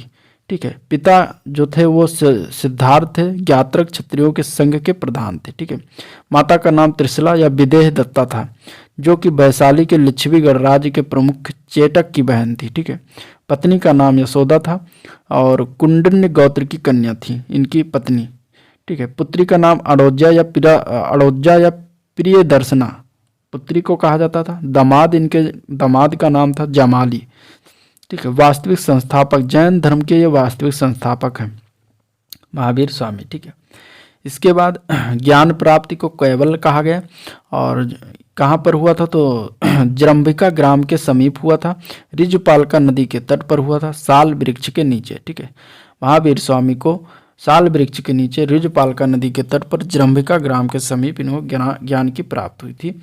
इसके बाद ज्ञान की प्राप्ति के पश्चात ये जो है महावीर कहलाए और इनको नया नाम दिया गया केवलिन, आहर्त, जिन और निर्ग्रंथ। ये सारे नया नाम जो है ज्ञान प्राप्ति के पश्चात मिले इन्हें। प्रथम शिष्य इनसे बने जमाल इनके बने, जो कि ये खुद दामाद थे जो इन्हें के प्रथम शिष्य बने। ठीक है, प्रथम शिष्य बने। चतुर्याम शिक्षा में 5वें व्रत ब्रह्मचर्य को इन्होंने जोड़ा। अनेकांतवाद, स्यादवाद का प्रतिपादन इन्होंने किया। पुनर्जन्म एवं कर्मवाद में विश्वास इनके द्वारा किया गया। ठीक है, इनकी मृत्यु की बात करें तो 527 ईसा पूर्व में हुई और राजगीर के निकट पावापुरी में इनकी मृत्यु हो गई। अब हम कुछ परीक्षा उपयोगी तथ्यों के बारे में देखेंगे। तो जैन संघ का प्रथम अध्यक्ष का नाम। ठीक है, जैन संघ का प्रथम अध्यक्ष का नाम जो है उनका नाम है सुधवर्मन। सुधवर्मन जो है जैन संघ के प्रथम अध्यक्ष थे। ठीक है, जैन धर्म का विभाजन हुआ श्वेतांबर और दिगंबर में। ठीक है, श्वेतांबर जो स्थूल भद्र के अनुयायी हुए और दिगंबर जो है भद्रबाहु के अनुयायी हुए। ठीक है, प्रथम जैन सभा पाटलिपुत्र के अध्यक्ष जो थे उनका नाम था स्थूल भद्र। द्वितीय जैन सभा वल्लभी के अध्यक्ष जो थे उनका नाम था देवर दिगड़ या क्षमा श्रमण। जैन साहित्य को कहा जाता है आगम या सिद्धांत। ठीक है, पार्श्वनाथ का प्रतीक चिन्ह था सर्प। आजीवक संप्रदाय के संपादक का नाम था मक्खली गोसाल। ये इंपॉर्टेंट है क्योंकि एग्जाम में पूछा गया। अब हम बात करेंगे बौद्ध धर्म की। ठीक है, बौद्ध धर्म में जो है धर्म चक्र प्रवर्तन 5 ब्राह्मणों को सारनाथ, ऋषिपत्तन और मृगदाव में दिया गया प्रथम उपदेश महात्मा बुद्ध द्वारा जो कहलाया धर्म चक्र परिवर्तन। ठीक है, अब इनके बारे में जो है जान लेते हैं। बौद्ध धर्म की स्थापना सिद्धार्थ ने किया था, यानी कि भगवान महावीर। सिद्धार्थ जो है इनका अन्य नाम महात्मा बुद्ध था। महात्मा बुद्ध ने या गौतम बुद्ध बौद्ध धर्म के संस्थापक कहे जाते हैं। और इनकी माता का नाम महामाया कोलिय वंश की और पिता का नाम शुद्धोधन, राजा शुद्धोधन शाक्य वंश के। ठीक, इनका जन्म हुआ था सिद्धार्थ का 563 ईसा पूर्व लुम्बिनी में। लालन पालन इनका प्रजापति गौतमी ने किया था। विवाह इनका 16 वर्ष की आयु में हो गई थी। पत्नी का नाम यशोधरा शाक्य वंश की थी। पुत्र एक हुआ जिनका नाम राहुल रखा गया, और इन्होंने गृह त्याग जो है 29 वर्ष की अवस्था में किया था। ज्ञान इनको प्राप्त हुआ था 35 वर्ष की आयु में। इसके बाद ये महात्मा बुद्ध या गौतम बुद्ध कहलाए। ठीक है, अब आगे बात करेंगे हम व्यक्ति और दान के बारे में। बिंबसार जो थे उन्होंने बेलुवन बिहार को दान दिया। प्रसेनजीत जो जिन्होंने पुब्बाराम बिहार का दान किया। लिच्छवी जो है कुटाग्रशाला बिहार दान किया। अनाथ पिंडक ने जैतवन बिहार बनवाया। ठीक है, यह दान किया। और महत्वपूर्ण तथ्य के बारे में जान लेते हैं। तो बुद्ध के बैरागी होने के लिए उत्तरदायी 4 दृश्यों का क्रम था। पहला दृश्य था वृद्ध व्यक्ति, दूसरा था बीमार व्यक्ति, तीसरा था मृतक, और चौथा था प्रसन्नचित्त सन्यासी। ठीक है, तो ये 4 उत्तरदायी दृश्य जो थे वो बुद्ध के बैरागी होने के उत्तरदायी बने। ठीक है, गृह त्याग के बाद सर्वप्रथम मुलाकात इन्होंने सांख्य दर्शन के आचार्य आलार कालाम से वैशाली के समीप किया। राजगृह के निकट रुद्रक रामपुत्र से मुलाकात इन्होंने किया। ठीक है, अब 4 आर्य सत्य हैं बौद्ध धर्म में। दुख, दुख समुदाय, दुख निरोध गामिनी प्रतिपदा, ये 4 बौद्ध धर्म में 4 आर्य सत्य हैं। सर्वाधिक प्रचार जो है इन्होंने कौशल यानी कि श्रावस्ती में 21वां सर्वाधिक प्रचार किया। कौशल में, कौशल कहाँ है इस समय वर्तमान श्रावस्ती को कौशल कहा जाता था। इन्होंने 21 वास वहाँ पे बिताया। ठीक है, इसके बाद हम महात्मा बुद्ध के बारे में और बातें जान लेते हैं। महापरिनिर्वाण किसको कहा जाता है। तो कुशीनगर में 80 वर्ष की आयु में शरीर इन्होंने त्याग दिया, तो उसे महापरिनिर्वाण कहा गया, जो कि 483 ईसा पूर्व में था। ठीक है, अंतिम समय इन्होंने अंतिम वर्षा ऋतु जो है वैशाली पावा में चुंद ने सुकर मद्दो खिलाया, यानी कि सुअर का मांस खिलाया। ठीक है, कुशीनगर में सुभद्र को अंतिम उपदेश इन्होंने दिया था। ज्ञान की प्राप्ति इन्हें 35 वर्ष की अवस्था में वैशाख पूर्णिमा की रात्रि पीपल वृक्ष के नीचे इनको ज्ञान की प्राप्ति हुई। यानी कि महात्मा बुद्ध को पीपल वृक्ष के नीचे ज्ञान की प्राप्ति हुई और महावीर स्वामी को साल वृक्ष के नीचे ज्ञान की प्राप्ति हुई। तो दोनों आपको याद रखना। इनमें अष्टांगिक मार्ग बताया गया बौद्ध मार्ग में, प्रज्ञा, शील और समाधि। ठीक है, प्रज्ञा में सम्यक दृष्टि, सम्यक वाक और सम्यक संकल्प। ठीक है, शील में सम्यक कर्मांत, सम्यक व्यायाम, सम्यक आजीव, और समाधि में सम्यक स्मृति और सम्यक समाधि। ये अष्टांगिक मार्ग बताया गया। ठीक है, अब परीक्षा दृष्टि से देख लेते हैं कुछ महत्वपूर्ण। बौद्ध धर्म के अनुयायी 2 वर्गों में बटे हुए थे, भिक्षु भिक्षुड़ी या फिर उपासक उपासिकाएं। ठीक है, ये 2 अनुयायी इनके भी 2 वर्गों में बट गए थे। एशिया के ज्योतिपुंज यानी कि लाइट ऑफ एशिया के नाम से किन्हें जाना जाता है। तो गौतम बुद्ध को जाना जाता है। ठीक है, गौतम बुद्ध की जीवन पर आधारित लाइट ऑफ एशिया नामक काव्य पुस्तक के रचयिता का नाम क्या है। Edwin Arnold. ठीक है, हीनयान का शाब्दिक अर्थ क्या है। निम्न मार्ग। महायान का शाब्दिक अर्थ क्या। उत्कृष्ट मार्ग। ठीक है, बुद्ध अपने मत को क्या कहते थे। मध्यमा प्रतिपदा या मध्यम मार्ग। बुद्ध का मार्ग कौन था। मध्यम मार्ग अपना बुद्ध मार्ग कहलाता था। आगे हम बात करेंगे बुद्ध धर्म से संबंधित। तो इनका जन्म प्रतीक चिन्ह बना क्या कमल और सांड। ठीक है, जन्म इनका प्रतीक चिन्ह कमल सांड। गृह त्याग जो घोड़ा प्रतीक चिन्ह कहा गया। ज्ञान को पीपल प्रतीक चिन्ह हुआ। निर्वाण जो है पद चिन्ह हुआ, और मृत्यु जो है स्तूप प्रतीक चिन्ह हुआ। ठीक है, त्रिरत्न इसमें हुए बुद्ध, धम्म और संघ।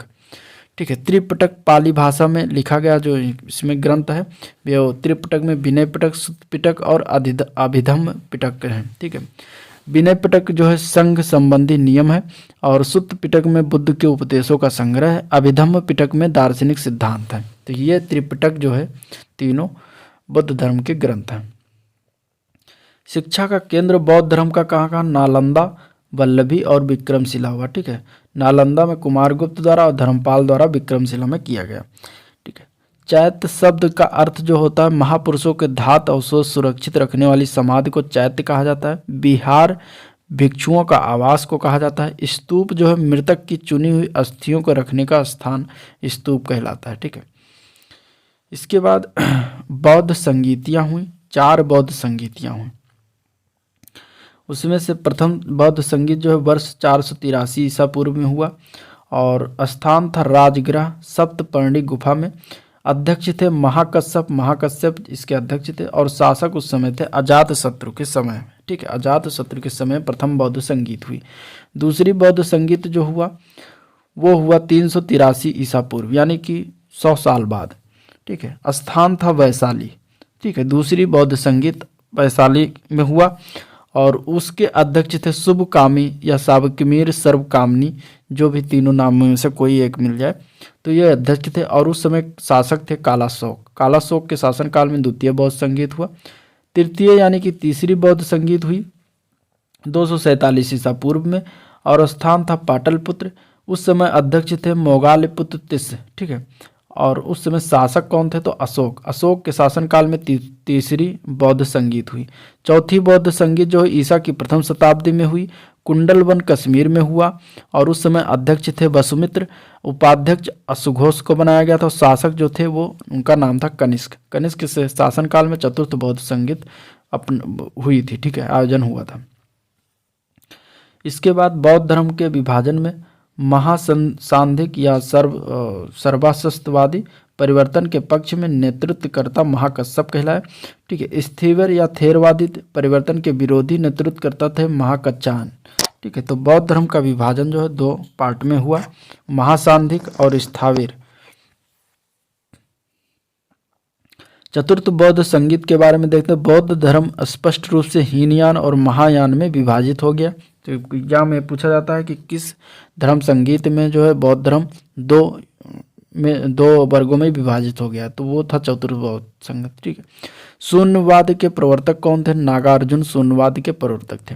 विज्ञानवाद योगाचर संप्रदाय के संस्थापक तो मैत्रेय नाथ को कहा जाता है। भावी बुद्ध जो मैत्रेय थे। क्षणिकवाद का सिद्धांत जो है बुद्ध ने दिया था। आगे हम बात करेंगे शैव धर्म के मुख्य बिंदु के बारे में। शैव धर्म के शिव के उपासक शैव धर्म कहलाए। शैव कहलाते थे भारत का प्राचीनतम धर्म है। ऋग्वेद में शिव का अन्य नाम रुद्र है।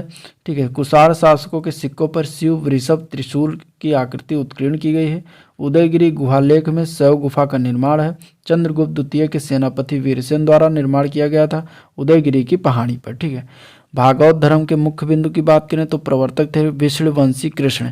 ठीक है। भागवत धर्म तथा वासुदेव की पूजा का उल्लेख पाणिनि ने किया है। भागवत धर्म से संबंधित प्रथम उपलब्ध प्रस्तर स्मारक जो विदिशा बेसनगर का गरुण स्तंभ में किया गया। ठीक है। और इसमें दो विदिशा में हेलोडोरस भागवत और वासुदेव देवदेवस। ठीक है। अपोलो टोडस के सिक्कों पर सर्वप्रथम भागवत धर्म का चिन्ह प्राप्त हुआ है। शिव मंदिर की बात करें तो कंदरिया महादेव मंदिर और कैलाश मंदिर दो फेमस है। कंदरिया महादेव मंदिर खजुराहो में स्थित है। चंदेल इसके शासक जो चंदेल शासक थे जो निर्माता थे। ठीक है। यानी कि कंदरिया महादेव मंदिर का निर्माता चंदेल शासकों द्वारा किया गया था। कैलाश मंदिर जो है एलोरा में है और राष्ट्रकूटों के समय निर्मित किया गया था। ठीक है। मौर्य या मथुरा पंचवीर पाषाण लेख है। मौर्य या मथुरा पंचवीर में संकर्षण वासुदेव प्रद्युम्न साम्न और अनिरुद्ध ये 5 आते हैं। गुप्त नरेश वैष्णव मत अनुयायी थे। ठीक है। गरुण जो है गुप्त शासकों का राज चिन्ह था। इसके बाद शैव संप्रदाय वामन पुराण के अनुसार जो है देखते हैं तो शैव पाशुपात कापालिक और कालामोक। ठीक है। अब पाशुपात के संस्थापक लकुलिश थे। शिव के अवतार कहते हैं अपने आप को और संप्रदाय के अनुयायियों की मान्यता है। कापालिक जो थे भैरव शिव के अवतार माने जाते हैं। अनुयायी इनके थे ये सूरा का सेवन मांस भक्षण हाथ में नरमुंड पहनते थे। ठीक है। और कालामुख जो थे अतिमार्गी थे। इसके बाद हम बात करेंगे चतुर्व्यूह की। चतुर्व्यूह जो है संकर्षण यानी कि बलराम और इसमें वसुदेव रोहिणी से उत्पन्न हुए। ठीक है। प्रद्युम्न जो है कृष्ण और रुक्मिणी के पुत्र कहलाए। अनिरुद्ध जो है वो प्रद्युम्न के पुत्र थे और वासुदेव।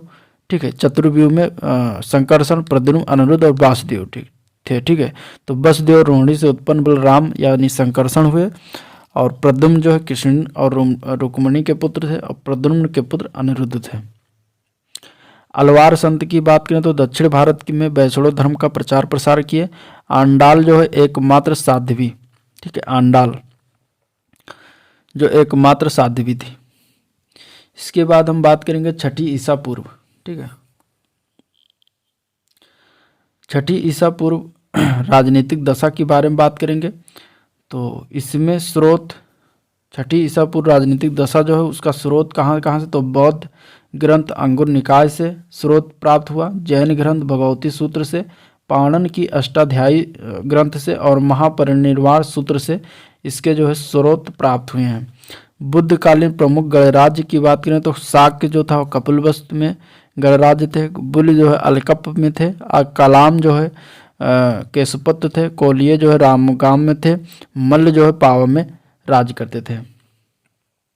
परीक्षा उपयोगी तथ्य की बात करें तो बुद्ध काल का सबसे बड़ा शक्तिशाली गणराज्य वैशाली था। पुराणों के अनुसार मगध पर शासन करने वाला पहला राजवंश बृहद्रथ वंश था। बौद्ध ग्रंथों के अनुसार मगध का प्रथम प्रतापी शासक कौन था, बिंबिसार था। काशी का सबसे शक्तिशाली शासक का नाम ब्रह्मदत्त था। रामायण कालीन कौशल राज्य की राजधानी अयोध्या हुआ करती थी। प्राचीन श्रावस्ती नगर का विन्यास अर्धचंद्राकार है। ठीक है, इसके बाद दो राजधानियों वाले महाजनपद कौन कौन से थे, कौशल था। ठीक है, कौशल की राजधानी दो थी, उत्तरी भाग की राजधानी श्रावस्ती थी, दक्षिणी भाग की राजधानी जो है साकेत थी। मल्ल था, मल्ल महाजनपद में दो राजधानी, एक पावा और कुशीनगर, दो राजधानियां हुआ करती। ठीक है, पांचाल में दो राजधानी थी, उत्तरी पांचाल की राजधानी अहिछत्र थी और दक्षिणी पांचाल की राजधानी काम्पिल्य थी। ठीक है, अवंती की दो राजधानी हुआ करती थी, उत्तरी अवंती की राजधानी उज्जैनी थी और दक्षिणी अवंती की राजधानी महिष्मती थी। इसके बाद हम बात करेंगे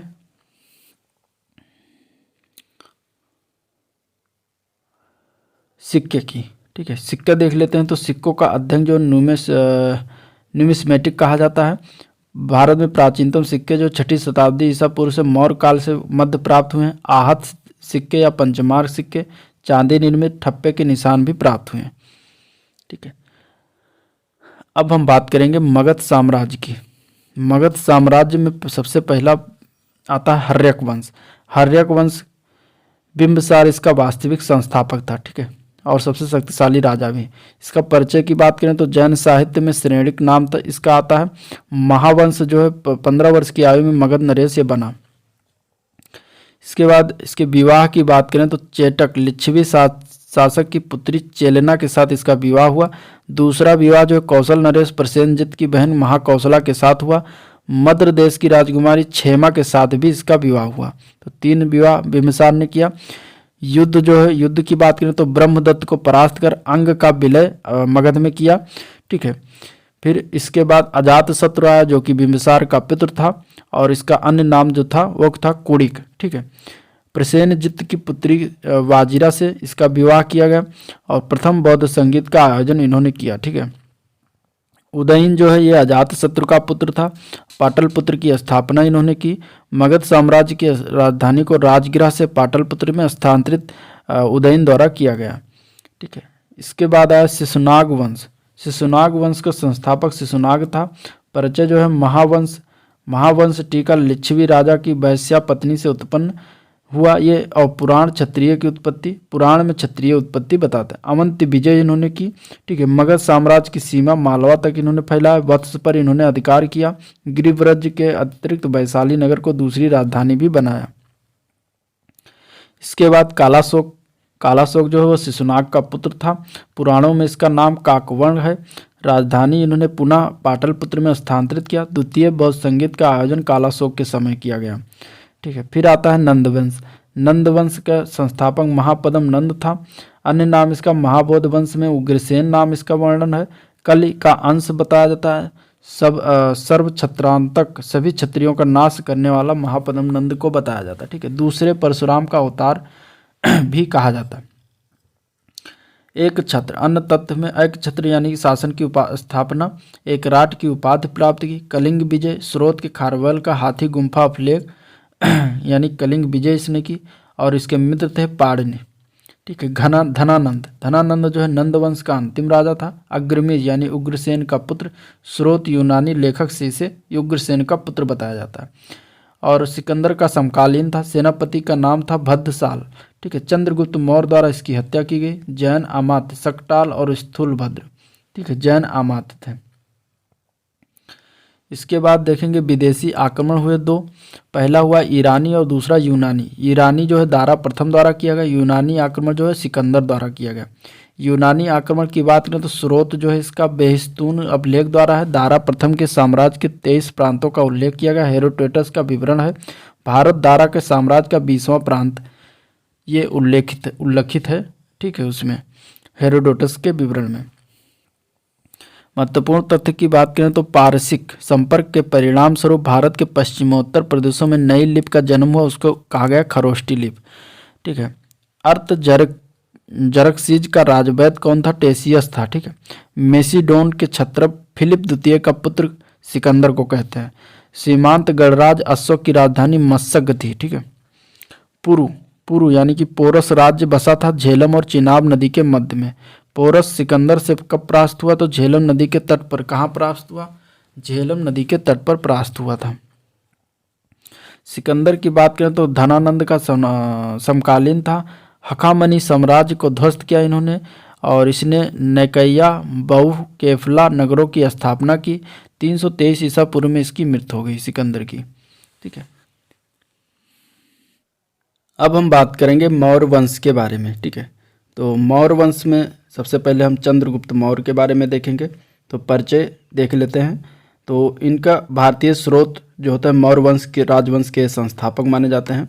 भारत को सर्वप्रथम राजनीतिक रूप में इन्होंने ही एकबद्ध किया था और नंदराज का पुत्र इन्हें कहा जाता है, ठीक है।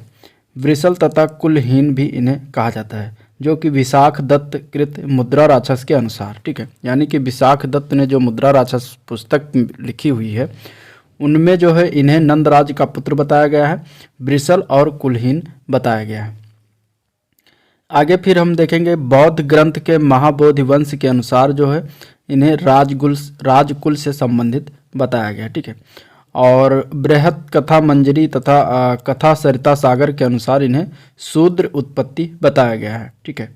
और इसके बाद परिशिष्ट पर्वन हेमचंद्र द्वारा जो लिखित है पुस्तक, उनके अनुसार मयूर पोषकों के ग्राम के मुखिया की पुत्री का पुत्र इन्हें बताया गया, ठीक है। विदेशी स्रोत में देखें तो विलियम जोन्स ने इन्हें सेंड्रोकोट्स कहा, यानी कि चंद्रगुप्त मौर्य को ही सेंड्रोकोट्स कहा जाता है। एरियन तथा प्लूटार्क के द्वारा एंड्रोकोट्स कहा जाता है चंद्रगुप्त मौर्य को, ठीक है। जस्टिन जो है सेंड्रोकोट्स और सिकंदर महान की भेंट का उल्लेख किया है, ठीक है। दक्षिण भारत की विजय का श्रेय जो है तमिल ग्रंथ के अहनानुर और पुरनानुर से सूचित किया गया, ठीक है, जो कि दक्षिण भारत की विजय का श्रेय भी इन्हें प्राप्त है। सिकंदर के साम्राज्य के पूर्वी भाग के शासक सेलुकस की आक्रमणकारी सेना को इन्होंने परास्त किया था, ठीक है। तो ये कुछ चीज़ें इनके बारे में हैं जो कि आपको जानना जरूरी है। इसके बाद हम देख लेते हैं कि इनके मृत्यु के समय जो है इनके साम्राज्य की सीमा कहाँ कहाँ तक फैली हुई थी। तो पूर्व में जो है बंगाल की खाड़ी तक फैली हुई थी, उत्तर में हिमालय की श्रृंखला तक फैली हुई थी, पश्चिम में हिंदुकुश तक फैली हुई थी और दक्षिण में जो है मैसूर तक फैली हुई थी। इसके बाद इनका साम्राज्य का विस्तार जो है ब्रिटिश साम्राज्य के अंतर्गत आने वाले भारत से बड़ा साम्राज्य था इनका, ठीक है। तो ये भी इम्पोर्टेंट है। इसके बाद हम देखेंगे आगे बिंदुसार के बारे में। बिंदुसार का अन्य नाम है अमित्रोकेडीज, इनका अन्य नाम है, जो कि यूनानी लेखकों के अनुसार इनका ये नाम दिया गया, ठीक है। और सिंहसेन भी बिंदुसार को कहा जाता है, जो कि जैन ग्रंथ के अनुसार कहा जाता है, ठीक है। तक्षशिला में विद्रोह को दबाने के लिए पुत्र अशोक को इन्होंने ही भेजा था। स्ट्रेबो के अनुसार सीरिया के राजा एंटियोकस के राजदूत डायमेकस का आगमन जो इन्हीं के काल में हुआ था। डायमेकस सीरिया का राजा जो था उस समय, एंटियोकस उसके राजदूत के रूप में बिंदुसार के यहाँ आया था, यानी भारत आया था, ठीक है। इसके बाद आगे हम देखेंगे प्लिनी के अनुसार जो है मिस्र के राजा टालमी द्वितीय फिलाडेल्फस के राजदूत डायनोसिस का आगमन भी इन्हीं के राज में हुआ था, ठीक है। सीरिया के शासक जो एंटियोकस से 3 मांग इन्होंने की थी। पहली थी मीठी मदिरा, दूसरी थी सूखी अंजीर और तीसरी थी दार्शनिक, ठीक है। तो ये तीनों मांगे जो है सीरिया के शासक एंटियोकस से बिंदुसार ने किया था। अब हम आगे बात करेंगे सम्राट अशोक से संबद्ध तथ्य, ठीक है। तो इसमें जो है बौद्ध साक्ष्यों के अनुसार अशोक अपने पिता के शासनकाल का उपराजा था। और कहाँ का राजा था? अवंती यानी उज्जैनी का ये राजा था उस समय, ठीक है। धम्म का प्रतिपादन जो है अशोक ने किया था, सम्राट अशोक ने। अशोक जो है मगध का राजा कब बना, तो लगभग 273 ईसा पूर्व में बना। अशोक का राज्याभिषेक कब हुआ, तो 269 ईसा पूर्व में हुआ था। इसके बाद पुराणों में अशोक का नाम अशोक वर्धन लिखा जाता है या मिला है, ठीक है। इसके बाद बौद्ध धर्म की तीसरी संगीत जो आयोजित हुई थी वो सम्राट अशोक के शासनकाल में आयोजित किया गया था। निग्रोध द्वारा अशोक को बौद्ध धर्म में दीक्षित किए जाने का उल्लेख कहाँ पर है, तो दीप वंश के महावंश में किया गया है। उपगुप्त द्वारा अशोक को बौद्ध धर्म में दीक्षित किए जाने का उल्लेख कहाँ मिलता है, तो दिव्यावदान में मिलता है, ठीक है। अशोक दशरथ जो है ये दोनों बौद्ध धर्म के अनुयायी थे, ठीक है।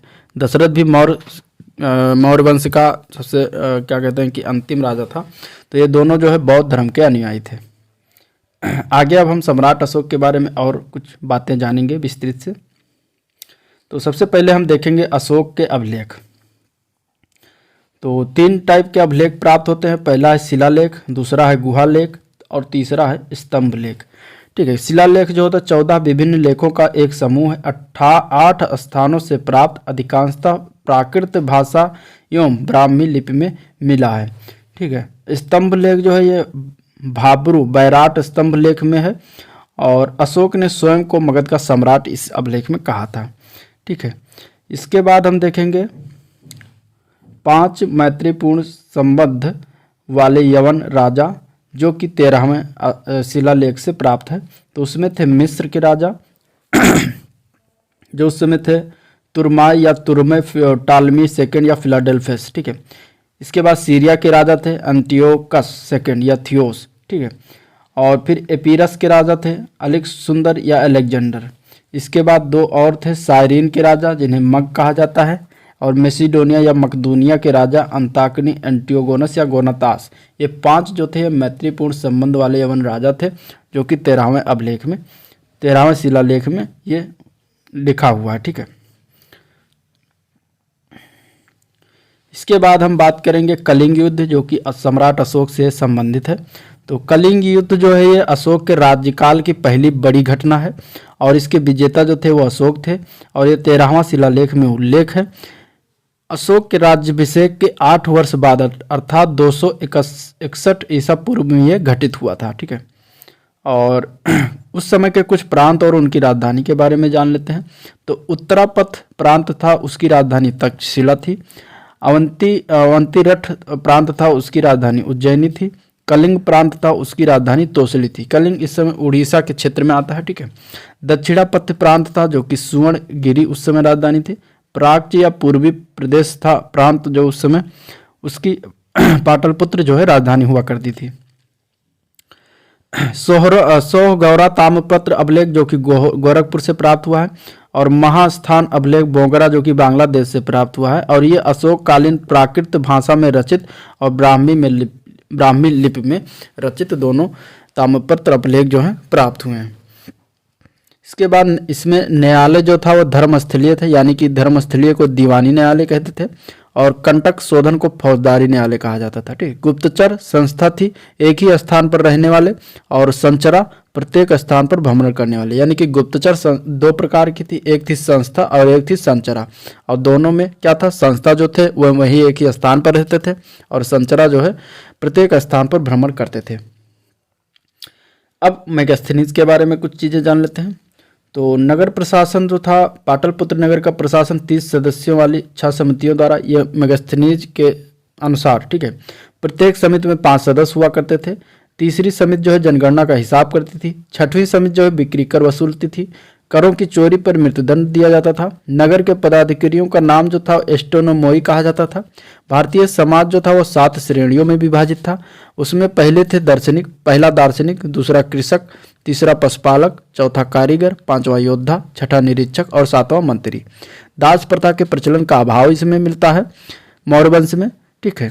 और इसके बाद कोई भी व्यक्ति ना तो अपनी जात से बाहर विवाह कर सकता था, न ही उसे भिन्न पेशा अपना सकता था, यानी जो पेशा कर रहे हैं उसके घर वाले, उसके कुल पीढ़ी दर पीढ़ी वही पेशा वो करेगा, दूसरा पेशा भी नहीं अपना सकता। एक और महत्वपूर्ण नाम है चाणक्य। चाणक्य के बारे में जान लेते हैं। तो ऋषि चाणक्य ने अपने पुत्र का नाम चाणक्य रखा था।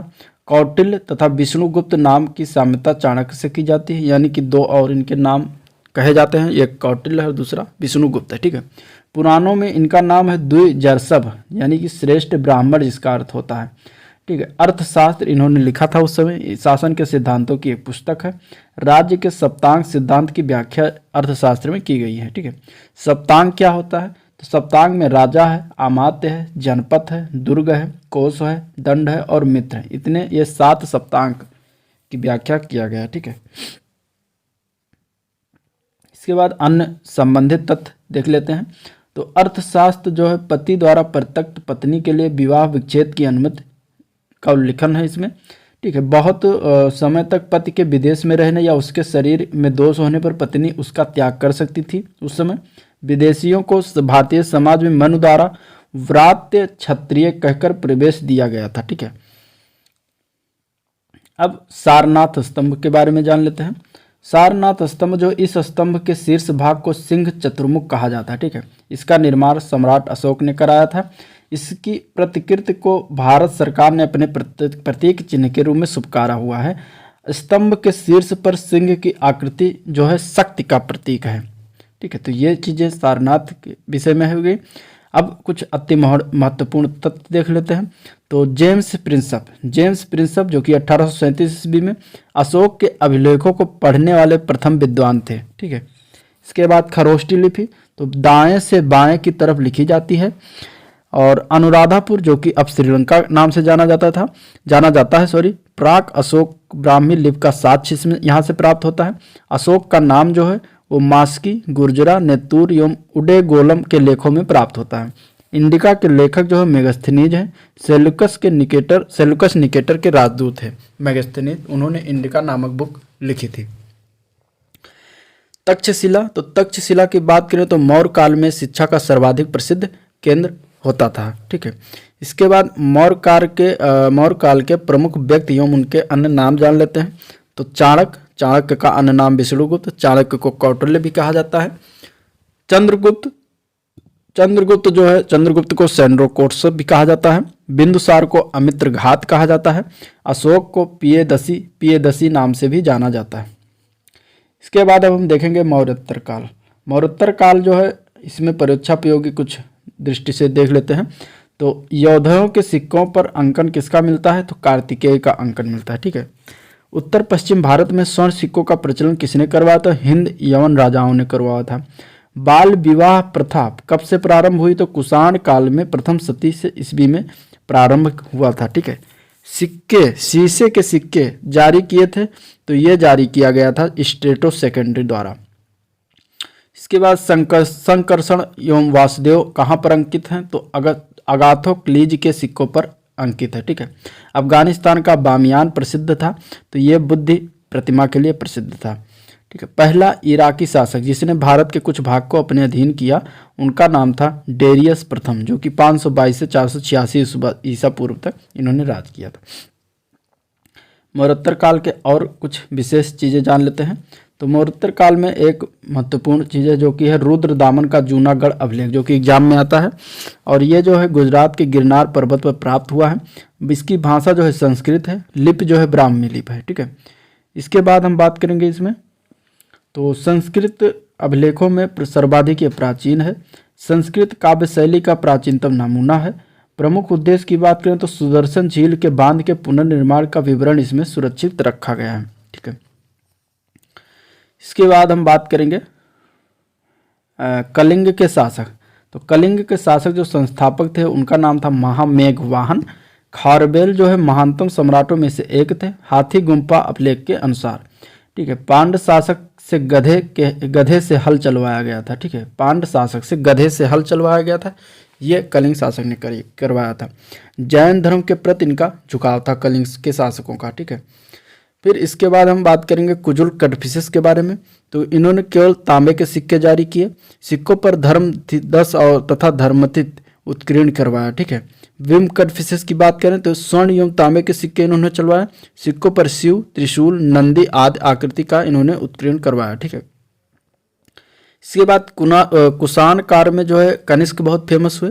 कनिष्क जो है के दरबार में जो है नागार्जुन, पार्श्व और चरक आदि लोग रहते थे। ठीक है, सिक्कों पर बुद्ध का अंकन मिलता है। आश्रित विद्वान जो इसमें थे उनका नाम था वसुमित्र। सारनाथ बौद्ध अभिलेख में अंकित था, ठीक है। राज कवि अश्वघोष इनके कार्यकाल में थे, और शक संवत का इन्होंने शुभारंभ किया था 78 ईस्वी में। तो ये इंपॉर्टेंट है, शक संवत का शुभारंभ जरूर पूछा जाता है। अब हम बात करेंगे गांधार शैली का। तो गांधार शैली जो है ये कनिष्क के काल में विकसित हुआ, ठीक है। भारतीय और यूनानी आकृति की सम्मिश्रण शैली है गांधार शैली। प्रमुख संरक्षक थे शक और कुषाण, ठीक है। मूर्तियां बनाने के लिए सदैव हरित स्तरित या शिष्ट चट्टान का इसमें प्रयोग किया जाता है। इसके बाद हम बात करेंगे शुंग वंश। शुंग वंश जो के संस्थापक थे पुष्यमित्र शुंग, ठीक है। और भारद्वाज गोत्र के ब्राह्मण थे ये पाणिनि के अनुसार। पतंजलि जो थे पुष्यमित्र के पुरोहित थे। अंतिम राजा इस शुंग वंश के देवभूति थे। अयोध्या लेख पुष्यमित्र ने 2 अश्वमेध यज्ञ भी किए, जो अयोध्या लेख के अनुसार बताता है, ठीक है। इसके बाद हम बात करेंगे सातवाहन वंश का। सातवाहन वंश की बात करें तो वास्तविक राजधानी इनकी पैठन या प्रतिष्ठान थी। आरंभिक राजधानी इनकी अमरावती थी। सातकर्णी प्रथम, सातकर्णी की उपाधि इन्होंने धारण करने वाला सातवाहन का ये प्रथम राजा था, ठीक है, सातकर्णी प्रथम। इसके बाद गौतमी पुत्र सातकर्णी विच्छिन्न होते हुए चातुर्वर्ण को फिर से इन्होंने स्थापित किया। वर्ण व्यवस्था का रक्षक थे। नासिक अभिलेख में अद्वितीय ब्राह्मण की उपाधि धारण की। वेदों का आश्रयदाता इन्हें कहा जाता है, ठीक है। इसके बाद गुप्त एवं गुप्तोत्तर युग के बारे में बात करेंगे। तो गुप्त वंश सबसे पहले परिचय देख लेते हैं।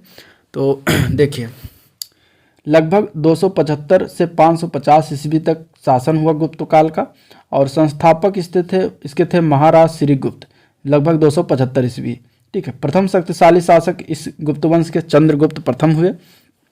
चंद्रगुप्त प्रथम की बात करें तो 319 ईस्वी से 335 ईस्वी तक शासन किया इन्होंने, और इन्होंने महाराजाधिराज की उपाधि धारण की, और गुप्त संवत के प्रवर्तक भी इन्हीं को कहा जाता है, ठीक है। इसके बाद हम समुद्रगुप्त की बात करेंगे। तो विंसेंट स्मिथ ने भारतीय नेपोलियन की उपाधि ने दिया, ठीक है। और प्रयाग प्रशस्ति में जो है हर्षेन द्वारा प्रशंसात्मक वर्णन किया गया है।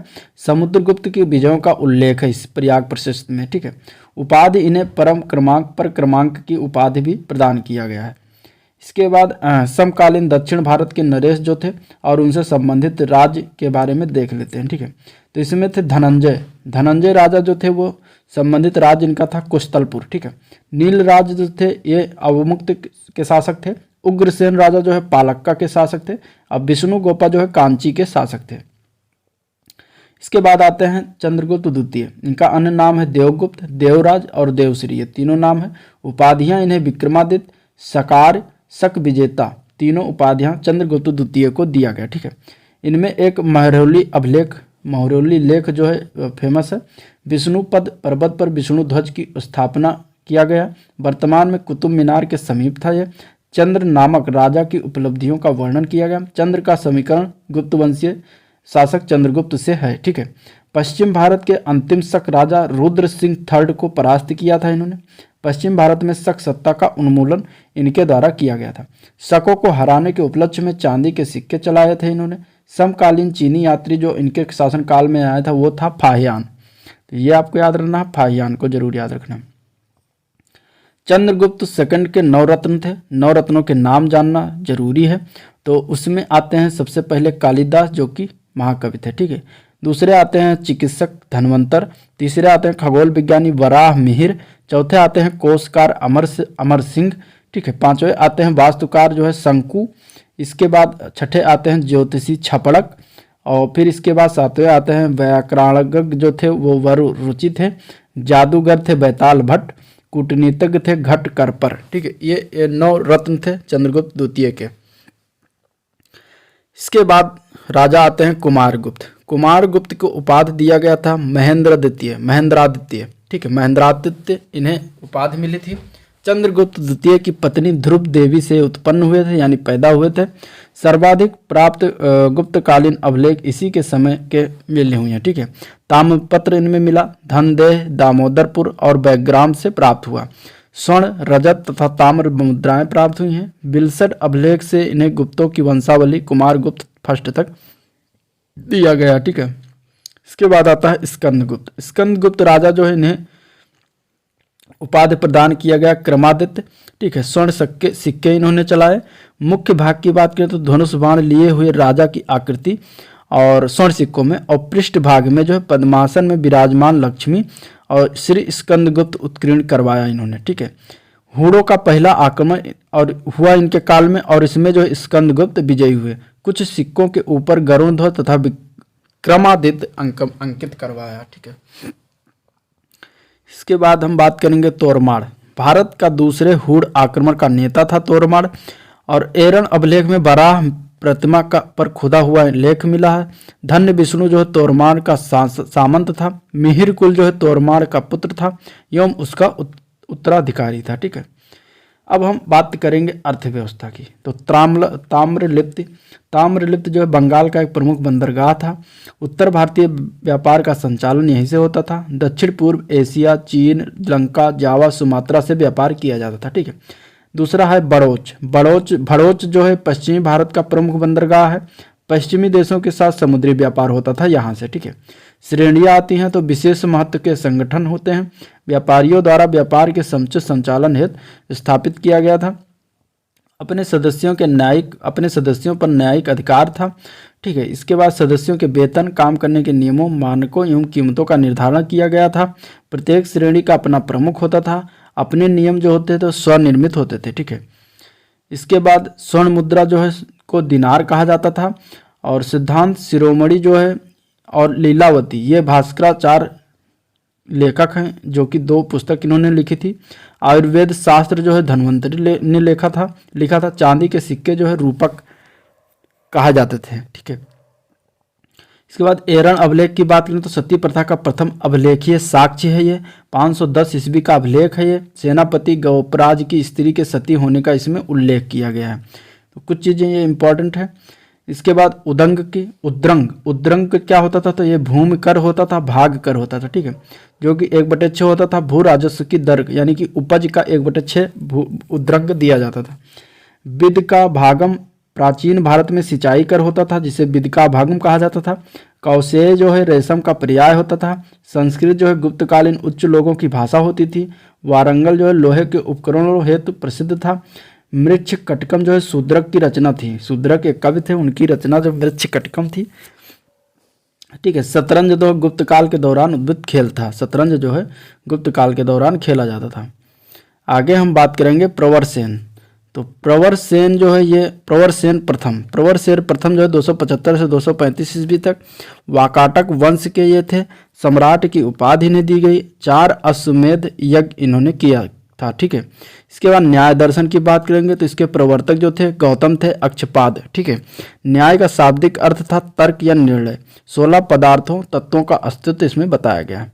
इसके बाद सांख्य दर्शन की बात करेंगे तो इसके प्रतिपादक थे महर्षि कपिल। सिद्धांत इन्होंने दिया था आत्मा का आवागमन, अज्ञानता ही दुखों का कारण है, ये भी इन्होंने कहा था। इसके बाद वेदांत दर्शन की बात करें तो भारतीय विचारधारा की पराकाष्ठा 3 आधारों पर है। उपनिषद, ब्रह्मसूत्र और भगवत गीता। ठीक है, अब कुछ महत्वपूर्ण दर्शन है जैसे कि योग दर्शन, तो इसके प्रवर्तक थे पतंजलि। ठीक है, और इसके बाद वैशेषिक दर्शन के थे प्रवर्तक कणाद। मीमांसा दर्शन के थे जैमिनी। वेदांत दर्शन के थे बादरायण। अद्वैतवाद दर्शन के थे शंकराचार्य प्रवर्तक। विशिष्टाद्वैत के प्रवर्तक थे रामानुजाचार्य। द्वैतवाद के प्रवर्तक थे मध्वाचार्य। नव्य न्याय के प्रवर्तक थे गंगेश उपाध्याय। ठीक है, चारवाक दर्शन जो है जड़वादी दर्शन है, ये भी याद रखना आपको। आगे इंपॉर्टेंट गुर्जर जाति का सर्वप्रथम उल्लेख कहाँ पर है, तो ऐहोल लेख में किया गया है। गुर्जर प्रतिहार वंश का संस्थापक कौन था, नागभट्ट प्रथम था। राष्ट्रकूट वंश का संस्थापक कौन था, तो दंत दुर्ग था। हर्ष ने अपनी राजधानी कहाँ पर हस्तांतरित की थी, तो थानेश्वर से कन्नौज ले गया था। मौखर शासकों की राजधानी कहाँ थी, तो कन्नौज में थी मौखर शासकों की राजधानी। ऐहोल प्रशस्त के बारे में जान लेते हैं। तो ऐहोल लेख जो है ये पुलकेशिन द्वितीय एवं हर्ष के मध्य युद्ध का वर्णन इसमें मिलता है। यह युद्ध नर्मदा नदी के तट पर लड़ा गया था और इसमें जो है हर्ष पराजित हुआ था। ठीक है, इसके बाद देखेंगे ह्वेनसांग के बारे में। ठीक है, ह्वेनसांग जो है हर्ष के समय सर्वप्रमुख घटना है, जो कि ह्वेनसांग का भारत आगमन हुआ था। तांग शासकों की राजधानी चंगन से भारतवर्ष के लिए प्रस्थान किया था। प्रसिद्ध ग्रंथ जो है वो CU की है इसकी। भीनमाल की यात्रा इसने की थी। इसे यात्रियों का राजकुमार कहा जाता है, इसकी उपाधि दिया गया था। 637 ईस्वी में नालंदा विश्वविद्यालय का इसने दौरा किया था। उल्लेख की बात करें तो मथुरा सूती वस्त्रों के लिए प्रसिद्ध है। वाराणसी जो है रेशम वस्त्रों के लिए प्रसिद्ध था। चार धाम की बात करें तो चार धाम में है बद्रीनाथ, द्वारका, रामेश्वरम और पुरी। ठीक है, पुरी, बद्रीनाथ, द्वारका और रामेश्वरम ये चार धाम हैं। इसके बाद हम बात करेंगे त्रिकोणीय संघर्ष का। तो त्रिकोणीय संघर्ष में जो इधर राष्ट्रकूट थे, पाल थे और गुर्जर प्रतिहार, अंतिम रूप से सफल जो था वह गुर्जर प्रतिहार था। ठीक है, इनमें त्रिकोणीय संघर्ष हुआ था। इसके बाद शंकराचार्य द्वारा स्थापित मठ के बारे में बात करें तो उत्तर में जो है ज्योतिर्मठ जो कि उत्तराखंड में है, पूरब में जो है पुरी जो कि उड़ीसा में स्थित है, दक्षिण में श्रृंगेरी जो कि कर्नाटक में स्थित है और पश्चिम में द्वारका जो कि गुजरात में स्थित है। यह शंकराचार्य द्वारा स्थापित चार मठ के नाम है। आगे हम बात करेंगे हर्ष के समय प्रति 5वें वर्ष प्रयाग के संगम में क्षेत्र में आयोजित समारोह था, तो वो था महामोक्ष परिषद। ठीक है, महामोक्ष परिषद के छठे समारोह में प्रयाग में उपस्थित विदेशी यात्री कौन था, तो वो था हुएनसांग। ठीक है, प्राचीन कालीन चीनी लेखकों द्वारा भारत को दिया गया क्या नाम था, तो जो चीनी लेखक थे प्राचीन काल में भारत को जो है यिन तू या थियान तू नाम से पुकारते थे। ठीक है, नालंदा विश्वविद्यालय को नष्ट किसने किया था, तो बख्तियार खिलजी के नेतृत्व में नालंदा विश्वविद्यालय को नष्ट किया गया था। ठीक है, प्राचीन भारत में स्थापित कला के बारे में बात करेंगे तो उसमें सबसे पहला आता है खजुराहो का मंदिर। खजुराहो के मंदिर में इंपॉर्टेंट फैक्ट देख लेते हैं। तो ये जो है मध्य प्रदेश के छतरपुर जिले में स्थित है और ये चंदेल राजाओं द्वारा निर्मित मंदिर है। ठीक है, यानी कि खजुराहो के मंदिर का निर्माण किसने करवाया था, तो चंदेल के राजाओं द्वारा निर्माण करवाया गया था। 950 से 1050 ईस्वी के मध्य करवाया गया था। ठीक है, अब इसमें जो है बात करेंगे कंदरिया महादेव मंदिर का, जो कि ये सर्वोत्तम मंदिर है, उस समय के खजुराहो में निर्मित मंदिरों में से एक है। ठीक है, और इसमें जो है 85 मंदिरों के निर्माण का उल्लेख है। वैष्णव, शाक्त, शैव एवं जैन धर्म से जो कि संबंधित है। ठीक है, मंदिरों की निर्माण शैली की बात करें तो नागर शैली में निर्माण किया गया है। यूनेस्को की विश्व धरोहर स्थल में सूची में ये शामिल है। ठीक है, इसमें अन्य मंदिर की बात करें तो 64 योगिनी, ब्रह्मा, दूल्हा देव मंदिर, जिननाथ का मंदिर शामिल है। ठीक है, पार्श्वनाथ मंदिर जो है वो एक जैन मंदिर है और इसके बाद एक है मातंगेश्वर मंदिर जो कि भगवान शिव को समर्पित है। तो खजुराहो के मंदिर में जो है 85 मंदिर का ये समूह है। ठीक है, अब आगे हम बात करेंगे एलिफेंटा की गुफाएं। ठीक है, एलिफेंटा की गुफाएं जो है ये गुफा मंदिर है और इस मंदिर का निर्माण जो है राष्ट्रकूट शासक द्वारा किया गया था। ठीक है, इस मंदिर में कुल 7 गुफाएं हैं। 5 गुफा हिंदू धर्म से संबंधित है और 2 गुफा जो है बौद्ध धर्म से संबंधित। त्रिमूर्ति शिव की इसमें इसी एलिफेंटा गुफाओं में प्रतिमा बनी हुई है। ठीक है, इसके बाद हम बात करेंगे अंकोर वाट मंदिर का। ये जो है यशोधरपुर या अंगकोर कंपूचिया कंबोडिया में स्थित है। सूर्यवर्मन सेकंड द्वारा 12वीं शताब्दी में इस मंदिर का निर्माण करवाया गया था, जो कि ये विष्णु को समर्पित है, भगवान विष्णु को समर्पित है। ठीक है, द्रविड़ शैली में ये मंदिर निर्मित है और ये विश्व का सबसे बड़ा हिंदू मंदिर समूह है। इसके बाद हम बात करेंगे एलोरा गुफा की। एलोरा गुफा की स्थिति जो है ये औरंगाबाद जिला महाराष्ट्र में है और इसकी प्रसिद्धि जो है ये शैलकृत गुफा मंदिर है। ठीक है, कैलाश मंदिर जो है इसमें शैलकृत स्थापित द्रविड़ शैली का कृष्ण प्रथम राष्ट्रकूट जो था निर्माता था इसका कैलाश मंदिर का। इसमें टोटल जो है 34 शैलकृत गुफाएं हैं। 1 से लेकर 12 तक गुफाएं जो है बौद्ध धर्म से संबंधित है। 13 से लेकर 29 तक जो है हिंदू धर्म से संबंधित है और 30 से लेकर 34 तक जो है जैन धर्म से संबंधित है। यानी कि 4 गुफाएं जैन धर्म से संबंधित है। ठीक है, और 12 गुफाएं बौद्ध धर्म से। इसके बाद जो बाकी जो बचती हैं वो हिंदू धर्म से संबंधित है। आगे हम बात करेंगे सूर्यदेव मंदिर।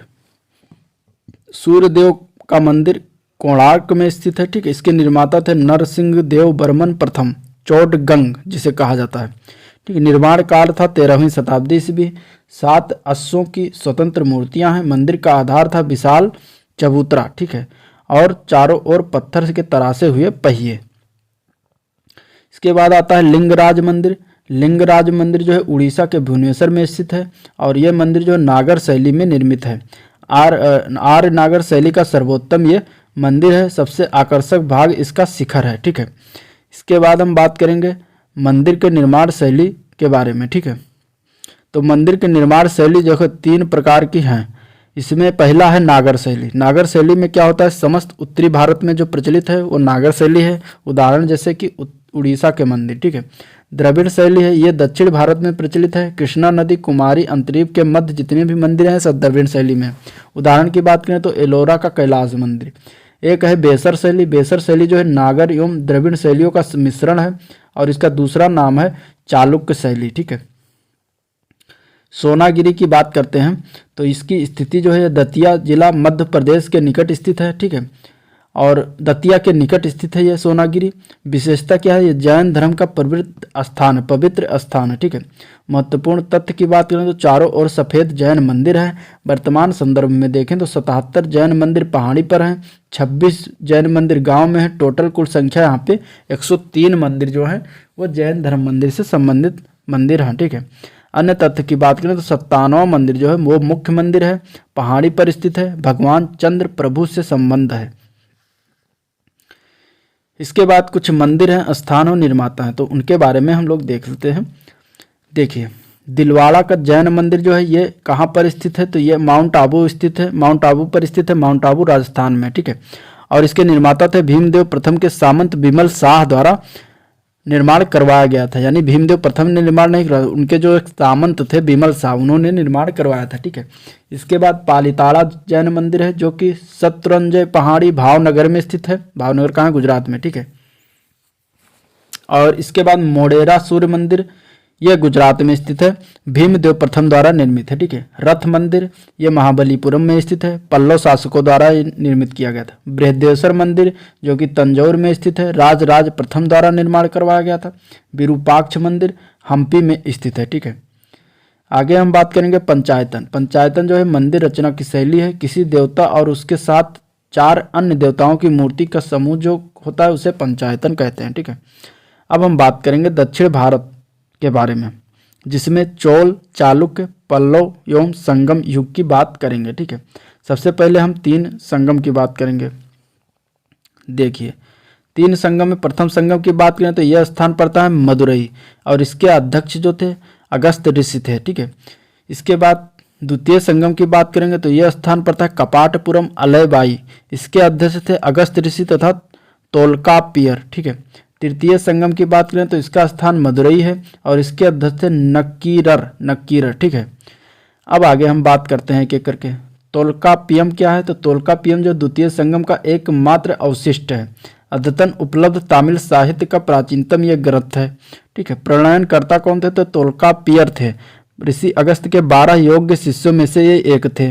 ठीक है, व्याकरण ये ग्रंथ है, सूत्र शैली में रचना है, काव्य शास्त्र का भी एक उच्च कोटि का ये ग्रंथ है। ठीक है, और दूसरा बात करते हैं शिलप्पा दिकारम। ठीक है, इसके लेखक थे इलंगो आडिगल। संगम साहित्य का महत्वपूर्ण महाकाव्य है ये। इलंगो आडिगल का वर्णन की बात करें तो चोल नरेश कौरिकाल का पौत्र है।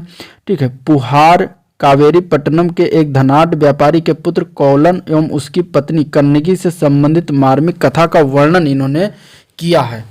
ठीक है, इसके बाद हम बात करेंगे नटराज शिव की मूर्ति के बारे में। ठीक है, नटराज शिव की मूर्ति जो है बड़ी संख्या में प्राप्त हुई है, प्रायः चतुर्भुज आकार में प्राप्त हुई हैं। शिव की यह दक्षिणा मूर्ति है जो कि गुरु शिक्षक की मुद्रा में है। ठीक है, आगे हम बात करेंगे चोल शासक के बारे में। तो चोल में सर्वप्रथम राजराज प्रथम के बारे में बात करेंगे।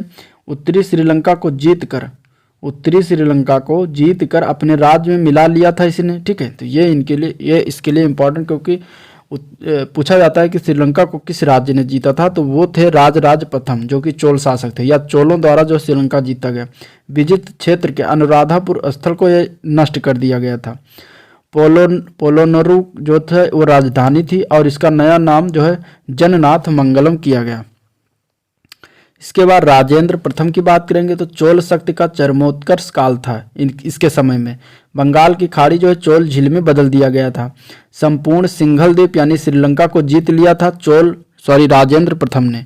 उत्तर पूर्वी भारत पर आक्रमण इन्होंने किया था पवित्र गंगा जल लाने हेतु। ठीक है, पाल शासक महिपाल को हराया था। गंगेकोंड चोल की उपाधि इन्होंने धारण की थी। गंगेकोंड चोलपुरम नई राजधानी इन्होंने बनाई थी। चोल गंगम तालाब का निर्माण भी राजेंद्र प्रथम ने किया था, ठीक है।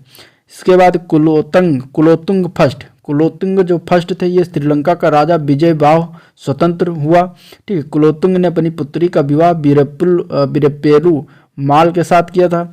14 सौदागरों का एक चोल दूत मंडल चीन भेजा था इसने। चोल लेखों की उपाधि जो थी वो सुंगम तविर्त थी, जो कि करों को हटाने वाला इसे कहा जाता है।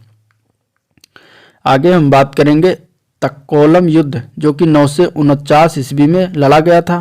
तो ये था राष्ट्रकूट बनाम चोल के मध्य ये तक्कोलम का युद्ध हुआ था, जिसमें कृष्ण थर्ड बनाम परांतक फर्स्ट जो राजा बने थे। राष्ट्रकूट की तरफ से कृष्ण थर्ड थे और चोल की तरफ से परांतक फर्स्ट थे। विजेता इसमें कृष्ण थर्ड हुए थे, ठीक है, यानी कि राष्ट्रकूटों की विजय हुई थी। परिणाम क्या हुआ था, राष्ट्रकूटों का तंजौर पर अधिकार हो गया था। आगे हम बात करें कुछ समितियां थी और उनके कार्य थे, तो क्या थे ये भी देखेंगे। वारियम समिति थी जो कि गांव की देखरेख करने वाली एक कार्यकारिणी समिति होती थी, ठीक है। टोट वारियम समिति थी जो कि उद्यान प्रशासन का कार्य देखती थी। संवत्सर वारियम समिति थी जो कि वार्षिक समिति होती थी। एरी वारियम समिति थी जो कि ये तालाब समिति होती थी। पौन वारियम समिति जो कि स्वर्ण समिति होती थी। आगे हम बात करेंगे पल्लव शासक के बारे में, ठीक है। पल्लव शासक की बात करें तो उसमें पहला राजा सिंह विष्णु, जो कि प्रसिद्ध राजा सिंह विष्णु था, जो कि अवनी सिंह की उपाधि धारण की, ठीक है। कसागुड़ी दानपात्र के अनुसार जो है चोल, पांड्य, सिंघल, कलम्र के राजाओं को इन्होंने परास्त किया, ठीक है। नरसिंह वर्मन जो कि महामल्ल की उपाधि धारण की। परमेश्वर वर्मन की बात करें तो इन्होंने लोकादित्य, एकमल्ल, रणंजय, गुणभाजन की उपाधि धारण की। इसके बाद आते हैं महेंद्र वर्मन, ठीक है, जो कि मत्त विलास प्रहसन ग्रंथ की इन्होंने रचना की थी, जो कि ये पल्लव शासक के महेंद्र वर्मन फर्स्ट जो थे ये राजा थे, ठीक है।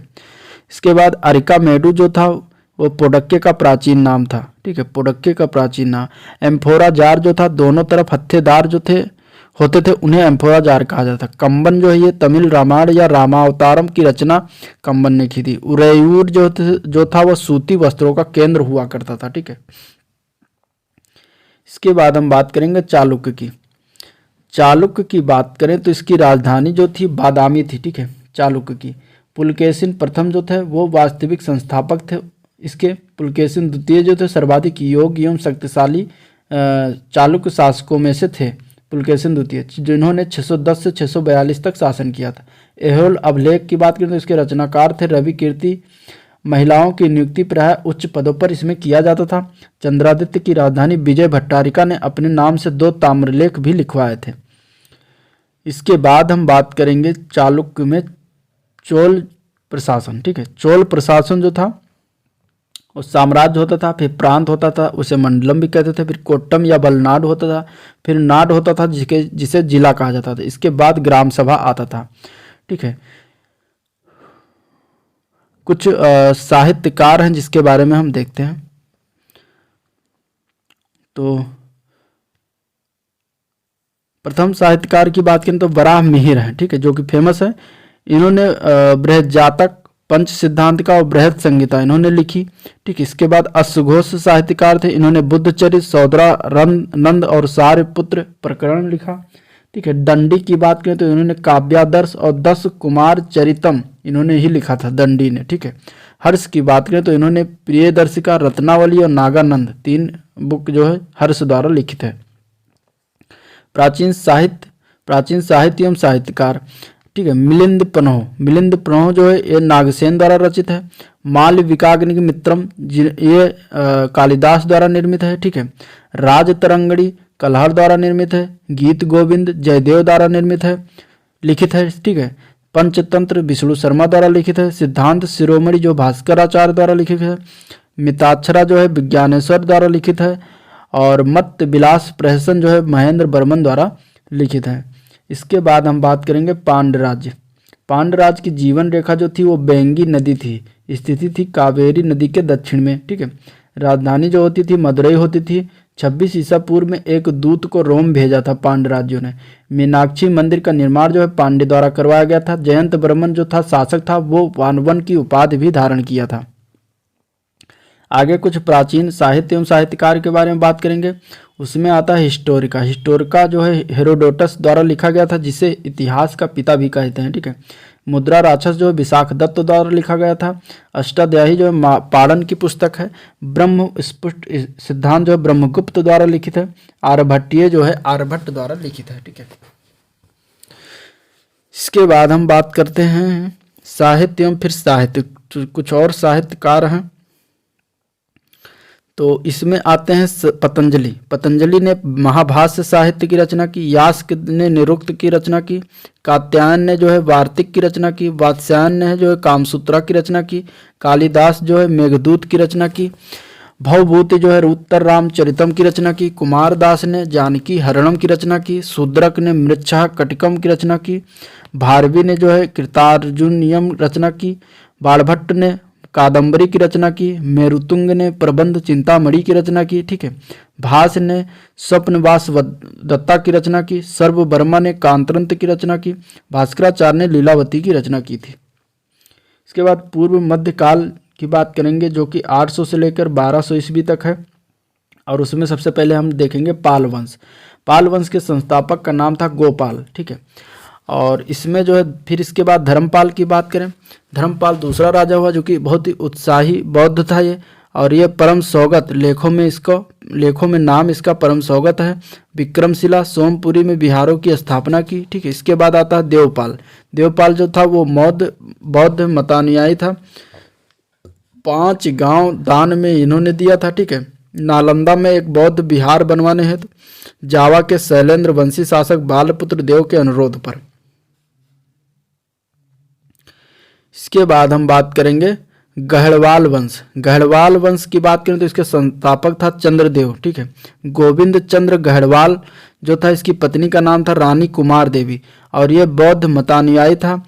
धर्मचक्र की बात करें तो जिन बिहार सारनाथ का निर्माण करा, जो जिन बिहार है सारनाथ में उसका निर्माण करवाया। मंत्री का नाम था लक्ष्मीधर। जयचंद्र जो था इस गहड़वाल वंश का अंतिम शासक था, ठीक है। इसके बाद आल्हा उदल की बात कर लेते हैं। आल्हा उदल जो थे वो महोबा से संबंधित थे। परिमार्द देव चंदेल शासक के सेना नायक थे। पृथ्वीराज चौहान से परास्त हुए थे। स्रोत की बात करें तो पृथ्वीराज रासो और परमाल रासो से स्रोत आदि मिलते हैं, ठीक है। इसके बाद जय सिंह सिद्धराज की बात करें तो चालुक्य शासक था। ये चालुक्य शासक का राजा था जय सिंह सिद्धराज, जो कि गुजरात में पड़ता है, ठीक है। धर्म सहिष्णु शासक था। मस्जिदों हेतु 1 लाख मुद्रा का दान में इसने दिया था, ठीक है। पृथ्वीराज तृतीय यानी पृथ्वीराज चौहान की बात करें तो ये जो थे अजमेर के शासक थे। तराइन का प्रथम युद्ध इन्होंने लड़ा था। मोहम्मद गोरी पर इन्होंने विजय प्राप्त की थी, ठीक है, पृथ्वीराज चौहान। तराइन का द्वितीय युद्ध हुआ था 1192 ईस्वी में, जिसमें मोहम्मद गोरी से पराजय हुए थे। इसके बाद हम बात करेंगे गुर्जर प्रतिहार वंश के बारे में। गुर्जर प्रतिहार वंश में जो है नागभट्ट प्रथम आता है। संस्थापक था शासक था, ठीक है। संस्थापक शासक थे गुर्जर प्रतिहार वंश के नागभट्ट प्रथम। नागभट्ट द्वितीय जो थे परम भट्टारक की उपाधि ने परम भट्टारक महाराजा धीराज परमेश्वर की उपाधि इन्हें प्राप्त हुई थी। मिहिर भोज इसके जो थे प्रसिद्ध राजा थे। इस वंश का महानतम शासक बना मिहिर भोज, ठीक है। और ये वैष्णव धर्मानुयायी था। उपाधियां इसको दी गई थी आदि वराह और प्रभास, 2 उपाधियां दी गई थी। इसके बाद हम सेन वंश की बात करेंगे तो इसके संस्थापक थे सामंत सेन। लक्ष्मण सेन की बात करें तो 28 वर्षों तक शासन किया था इसने। लक्ष्मण संवत का प्रारंभ भी इसने किया था, ठीक है। और दूसरे थे बल्लाल सेन, जिन्होंने निःशंक शंकर की उपाधि धारण की थी। दान सागर की रचना इसने की थी। अद्भुत सागर इसने ही बनवाया था। इसके बाद हम बात करेंगे परमार वंश। परमार वंश के शासक थे संस्थापक थे सीयक या श्रीहर्ष, ठीक है। वाक्यपति मुंज की बात करें तो ये इसका निर्माण इसने जो था मुंज सागर का तालाब का निर्माण करवाया था। उपाधि इसे श्री वल्लभ, पृथ्वी वल्लभ, अमोघ वर्ष की उपाधियां दी गई थी। सिंधु राज्य जो थे इनको उपाधि जो है कुमार नारायण तथा संघासक की उपाधि दी गई थी। शाहसांग की उपाधि दी गई थी, ठीक है। इसमें थे राजा भोज, इनका शासन धार से इन्होंने किया था। रचना इन्होंने की थी सम्रागढ़ सूत्रधार, यानी वास्तुशास्त्र से संबंधित था। ये इन्होंने रचना की थी राजा भोज ने। अन्य रचना इनकी बात करें तो सरस्वती कंठभरण और सिद्धांत संग्रह इनकी रचना है। भोजशाला का इन्होंने निर्माण करवाया था, ठीक है। इसके बाद हम बात करेंगे 10पुर शिलालेख के बारे में। 10पुर शिलालेख जो है मंदसौर से प्राप्त हुआ है। कुमारगुप्त के शासनकाल का इसमें उल्लेख किया गया है।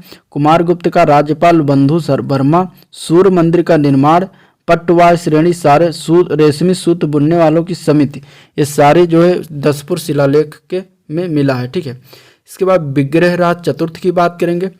तो ये जो थे इनका शासनकाल 1153 से 1163 ईस्वी के बीच मध्य था। दिल्ली विजय सबसे प्रमुख विजय था इनका। इनको उपाधियां दी गए थे परम भट्टारक, परमेश्वर, महाराजा धीराज, कवि बांधव, यानी जयानक द्वारा इन्हें कवि बांधव दिया गया था, जो कि विद्वानों में सर्वप्रथम सोमदेव द्वारा दिया गया था। सोमदेव की रचना जो है ललित विग्रहराज ने किया था। ठीक है, इसके बाद हम बात करेंगे जेजाक भुक्ति की। जेजाक भुक्ति जो थी ये बुंदेलखंड का प्राचीन नाम है। चंदेल वंश के संस्थापक नन्नुक के पौत्र जय सिंह या जेजा के नाम पर इसका नामकरण किया गया था। ठीक है, हेमचंद्र की बात करते हैं तो यह जैन विद्वान था। सोलंकी वंश के शासक जयसिंह सिद्धराज के उत्तराधिकारी कुमार पाल के सलाहकार थे। ठीक है, इसके बाद हम बात करते हैं कुछ महत्वपूर्ण तथ्य के बारे में। और तो इसमें आता है भोजशाला मंदिर के अधिष्ठात्री देवी कौन सी हैं, तो उनका नाम है भगवती सरस्वती। ठीक है, विक्रमादित्य की उपाधि का धारण किसने किया था, तो गांगेय देव ने किया था। ठीक है, वाक्पति की रचना किसकी है, तो गौडवह की है। ठीक है, गौडवह की। भूमि की सिंचाई के लिए प्रयुक्त जलचक्र है तो अरगट्टा। ठीक है, कश्मीर का अकबर किसे कहते हैं, तो जैनुल आबिदीन को कहा जाता है। इसके बाद हिरण्यगर्भ यज्ञ किसके द्वारा किया गया था, तो दंत दुर्ग ने किया था। ठीक है, दैभाग के रचनाकार कौन थे, जी मूत वाहन। चतुर्वर्ग चिंतामणि की रचना किसने की थी, हेमाद्रि ने। सैन्य छावनी में पैदा होने वाला राष्ट्रकूट शासक कौन था, अमोघ वर्ष। ठीक है, धर्मपाल से संबंधित लेख कौन सा है, खालिमपुर लेख। हम्मीर महाकाव्य के चौहानों को बताया गया, सूरवंशी बताया गया हम्मीर महाकाव्य के चौहानों को। पृथ्वीराज रासों के रचयिता कौन थे, चंद बरदाई। परमाल रासों के रचयिता कौन थे, जगनिक। ठीक है, अन्य महत्वपूर्ण तथ्य की बात है तो खजुराहो लेख में शासक हर्ष को क्या कहा गया है, तो परम भट्टारक कहा गया। ठीक है, प्राचीन काल में पुंड्रवर्धन भुक्ति अवस्थित था, तो यह उत्तर बंगाल के क्षेत्र में अवस्थित था। आगे बात करते हैं प्राचीन भारतीय इतिहास के विविध के बारे में। तो तीर्थंकर के प्रतीक चिन्ह के बारे में बात कर लेते हैं। देखिए, तो ऋषभ देव का प्रतीक चिन्ह था बैल। ठीक है, अजीतनाथ का प्रतीक चिन्ह था हाथी। शंभोनाथ का प्रतीक चिन्ह था घोड़ा। ठीक है, या अश्व। पद्म प्रभ का प्रतीक चिन्ह था कमल। ठीक है, सुपार्श्वनाथ का प्रतीक चिन्ह था स्वास्तिक। मल्लनाथ का प्रतीक चिन्ह है कलश। नेमिनाथ का था नीलकमल। नेमिनाथ का था शंख। ठीक है, पार्श्वनाथ का था सर्प। महावीर स्वामी का था सिंह। नेमिनाथ जो है ऋग्वेद में उल्लेखित अरष्ट नेम का अन्य नाम है। ठीक है, आगे हम बात करेंगे प्राचीन इतिहास के कुछ विविध के बारे में, जिसमें आता है सबसे पहले शैव धर्म। शैव धर्म की बात करें तो ये लिंगायत या वीर शैव संप्रदाय संबंधित है। इसके प्रवर्तक थे अल्लभ प्रभु एवं इनके शिष्य बसव। ठीक है, 12वीं शताब्दी में दक्षिण भारत में व्यापक रूप से प्रचार प्रसार किया गया। कापालिक संप्रदाय आते हैं, इनका प्रमुख केंद्र था श्रीशैल। ठीक है, मालती माधव भवभूत कृत के अनुसार। इसके बाद नाथ पंथ संप्रदाय आता है, जो कि 10वीं सदी के अंत में मत्स्येंद्र नाथ ने चलाया। शिव को आदिनाथ मानते हुए नवनाथों को दिव्य पुरुष के रूप में मान्यता प्रदान की। इसके बाद इसमें जो है बाबा गोरखनाथ द्वारा 10वीं 11वीं शताब्दी में अधिकाधिक प्रचार प्रसार किया गया। फिर ठीक है, इसके बाद आता है शाक्त संप्रदाय। शाक्त संप्रदाय की इष्ट देवी थी शक्ति। ठीक है, शैव धर्म के साथ घनिष्ठ संबंध था। प्राचीनता की बात करें तो प्रागैतिहासिक युग तक था। इसमें वर्तमान में 3 प्रमुख केंद्र कश्मीर, कांची और कामाख्या कोल मत का प्रसिद्ध केंद्र है। ठीक है, इसके बाद शैव धर्म से संबंधित प्रमुख मंदिर कौन कौन से हैं, तो देखिए राजराजेश्वर मंदिर जो कि शैव धर्म से संबंधित है, और ये कहाँ पर स्थित है, तो ये तंजौर जो कि तमिलनाडु में पड़ता है। शिव मंदिर जो है भूमरा मध्य प्रदेश में स्थित है। नटराज मंदिर जो है चिदम्बरम तमिलनाडु में स्थित है। विरूपाक्ष मंदिर जो है ये हम्पी कर्नाटक में स्थित है। विश्वनाथ मंदिर जो है ये बनारसी उत्तर प्रदेश में स्थित है। ठीक है, इसके बाद अथर्ववेद में जो है रुद्र के अन्य नाम क्या क्या है, तो पाशुपति, भव, सर्व और भूपति, ये रुद्र के अन्य नाम अथर्ववेद में हैं। ठीक है, महाभाष्य पतंजलि दूसरी शती ईसा पूर्व में शिव की मूर्ति बनाकर पूजा करने का उल्लेख मिलता है। कुमार संभवम कालिदास में शिव की महिमा का गुणगान किया गया है। नयनार संत की बात करें तो संतों की कुल संख्या 63 है। पल्लव काल में दक्षिण भारत में शैव धर्म का प्रचार प्रसार नयनार संतों द्वारा किया गया। आगे हम बात करते हैं समुद्रगुप्त के 8 प्रकार की स्वर्ण मुद्राएं। ठीक है, तो उसमें था गरुण, धनुर्धारी, चंद्रगुप्त फर्स्ट प्रकार, चक्र प्रकार, परशु, अश्वमेघ, व्याघ्रहनन और बीड़ा वादन प्रकार। ये 8 प्रकार की स्वर्ण मुद्राएं समुद्रगुप्त के द्वारा जारी किया गया था। अब हम बात करेंगे कुछ समुद्र महत्वपूर्ण तथ्य। पुष्यमित्र हूणों के साथ स्कंदगुप्त के युद्ध का वर्णन किसमें मिलता है? तो भीतरी स्तंभ लेख में मिलता है। ठीक है, इसके बाद अशोक स्तंभ मूलतः कौशाम्बी में स्थित था। इसे इलाहाबाद में स्थापित करवाने वाले शासक का नाम क्या है? तो उनका नाम है अकबर। गुप्त शासकों के सर्वप्रथम सिक्के जारी करने वाला शासक का नाम क्या था? तो चंद्रगुप्त प्रथम। ठीक है, गुप्त शासकों द्वारा जारी किए गए चांदी के सिक्कों का नाम क्या था? तो उसे रूपक कहा जाता था। गुप्त काल में कला एवं साहित्य में हुई प्रगति के आधार पर इस काल का अन्य नाम क्या पड़ा?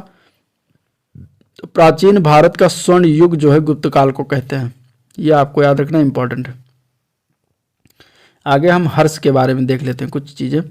तो शासनकाल की विस्तृत सूचना जो है दरबारी कवि बाण भट्ट की रचना हर्ष चरित्र से प्राप्त होती है। आंशिक सूचनाओं का स्रोत जो है कल्हड़ द्वारा कृत राज तरंगरी से भी प्राप्त होती है। चीनी स्रोत की बात करें तो हर्ष एवं राजश्री दोनों एक साथ कन्नौज के राज सिंहासन पर बैठते थे। राजधानी जो थी वो थानेश्वर से कन्नौज हस्तांतरित की थी इन्होंने। कन्नौज की बात करें तो विभिन्न धर्मों एवं संप्रदायों के आचार्यों की एक विशाल सभा का आयोजन किया गया था, जिसमें 20 देशों के राजा सम्मिलित हुए थे। सभा का अध्यक्ष जो थे वो ह्वेनसांग बने थे। तो ये था प्राचीन भारत का पूरा इतिहास, जो कि जीएस दृष्टि घटना का चित्रात्मक प्रस्तुति, इसका वर्णन किया गया। आपको वीडियो कैसे लगा आप कमेंट करके बता सकते हैं। ठीक है, और इसके बाद हम नेक्स्ट वीडियो जो आएगा वो आएगा मध्यकालीन भारतीय इतिहास के बारे में रहेगा, और पूरा एक ही वीडियो में उसको कवर किया जाएगा। ठीक है, तो अगर वीडियो पसंद आए तो लाइक करिएगा, चैनल को भी सब्सक्राइब कर लीजिएगा अगर नए हैं चैनल पर। ठीक है, और साथ में शेयर भी करिए। ठीक है, तो आज के लिए इतना ही, मिलते हैं नेक्स्ट दिन, तब तक के लिए थैंक यू।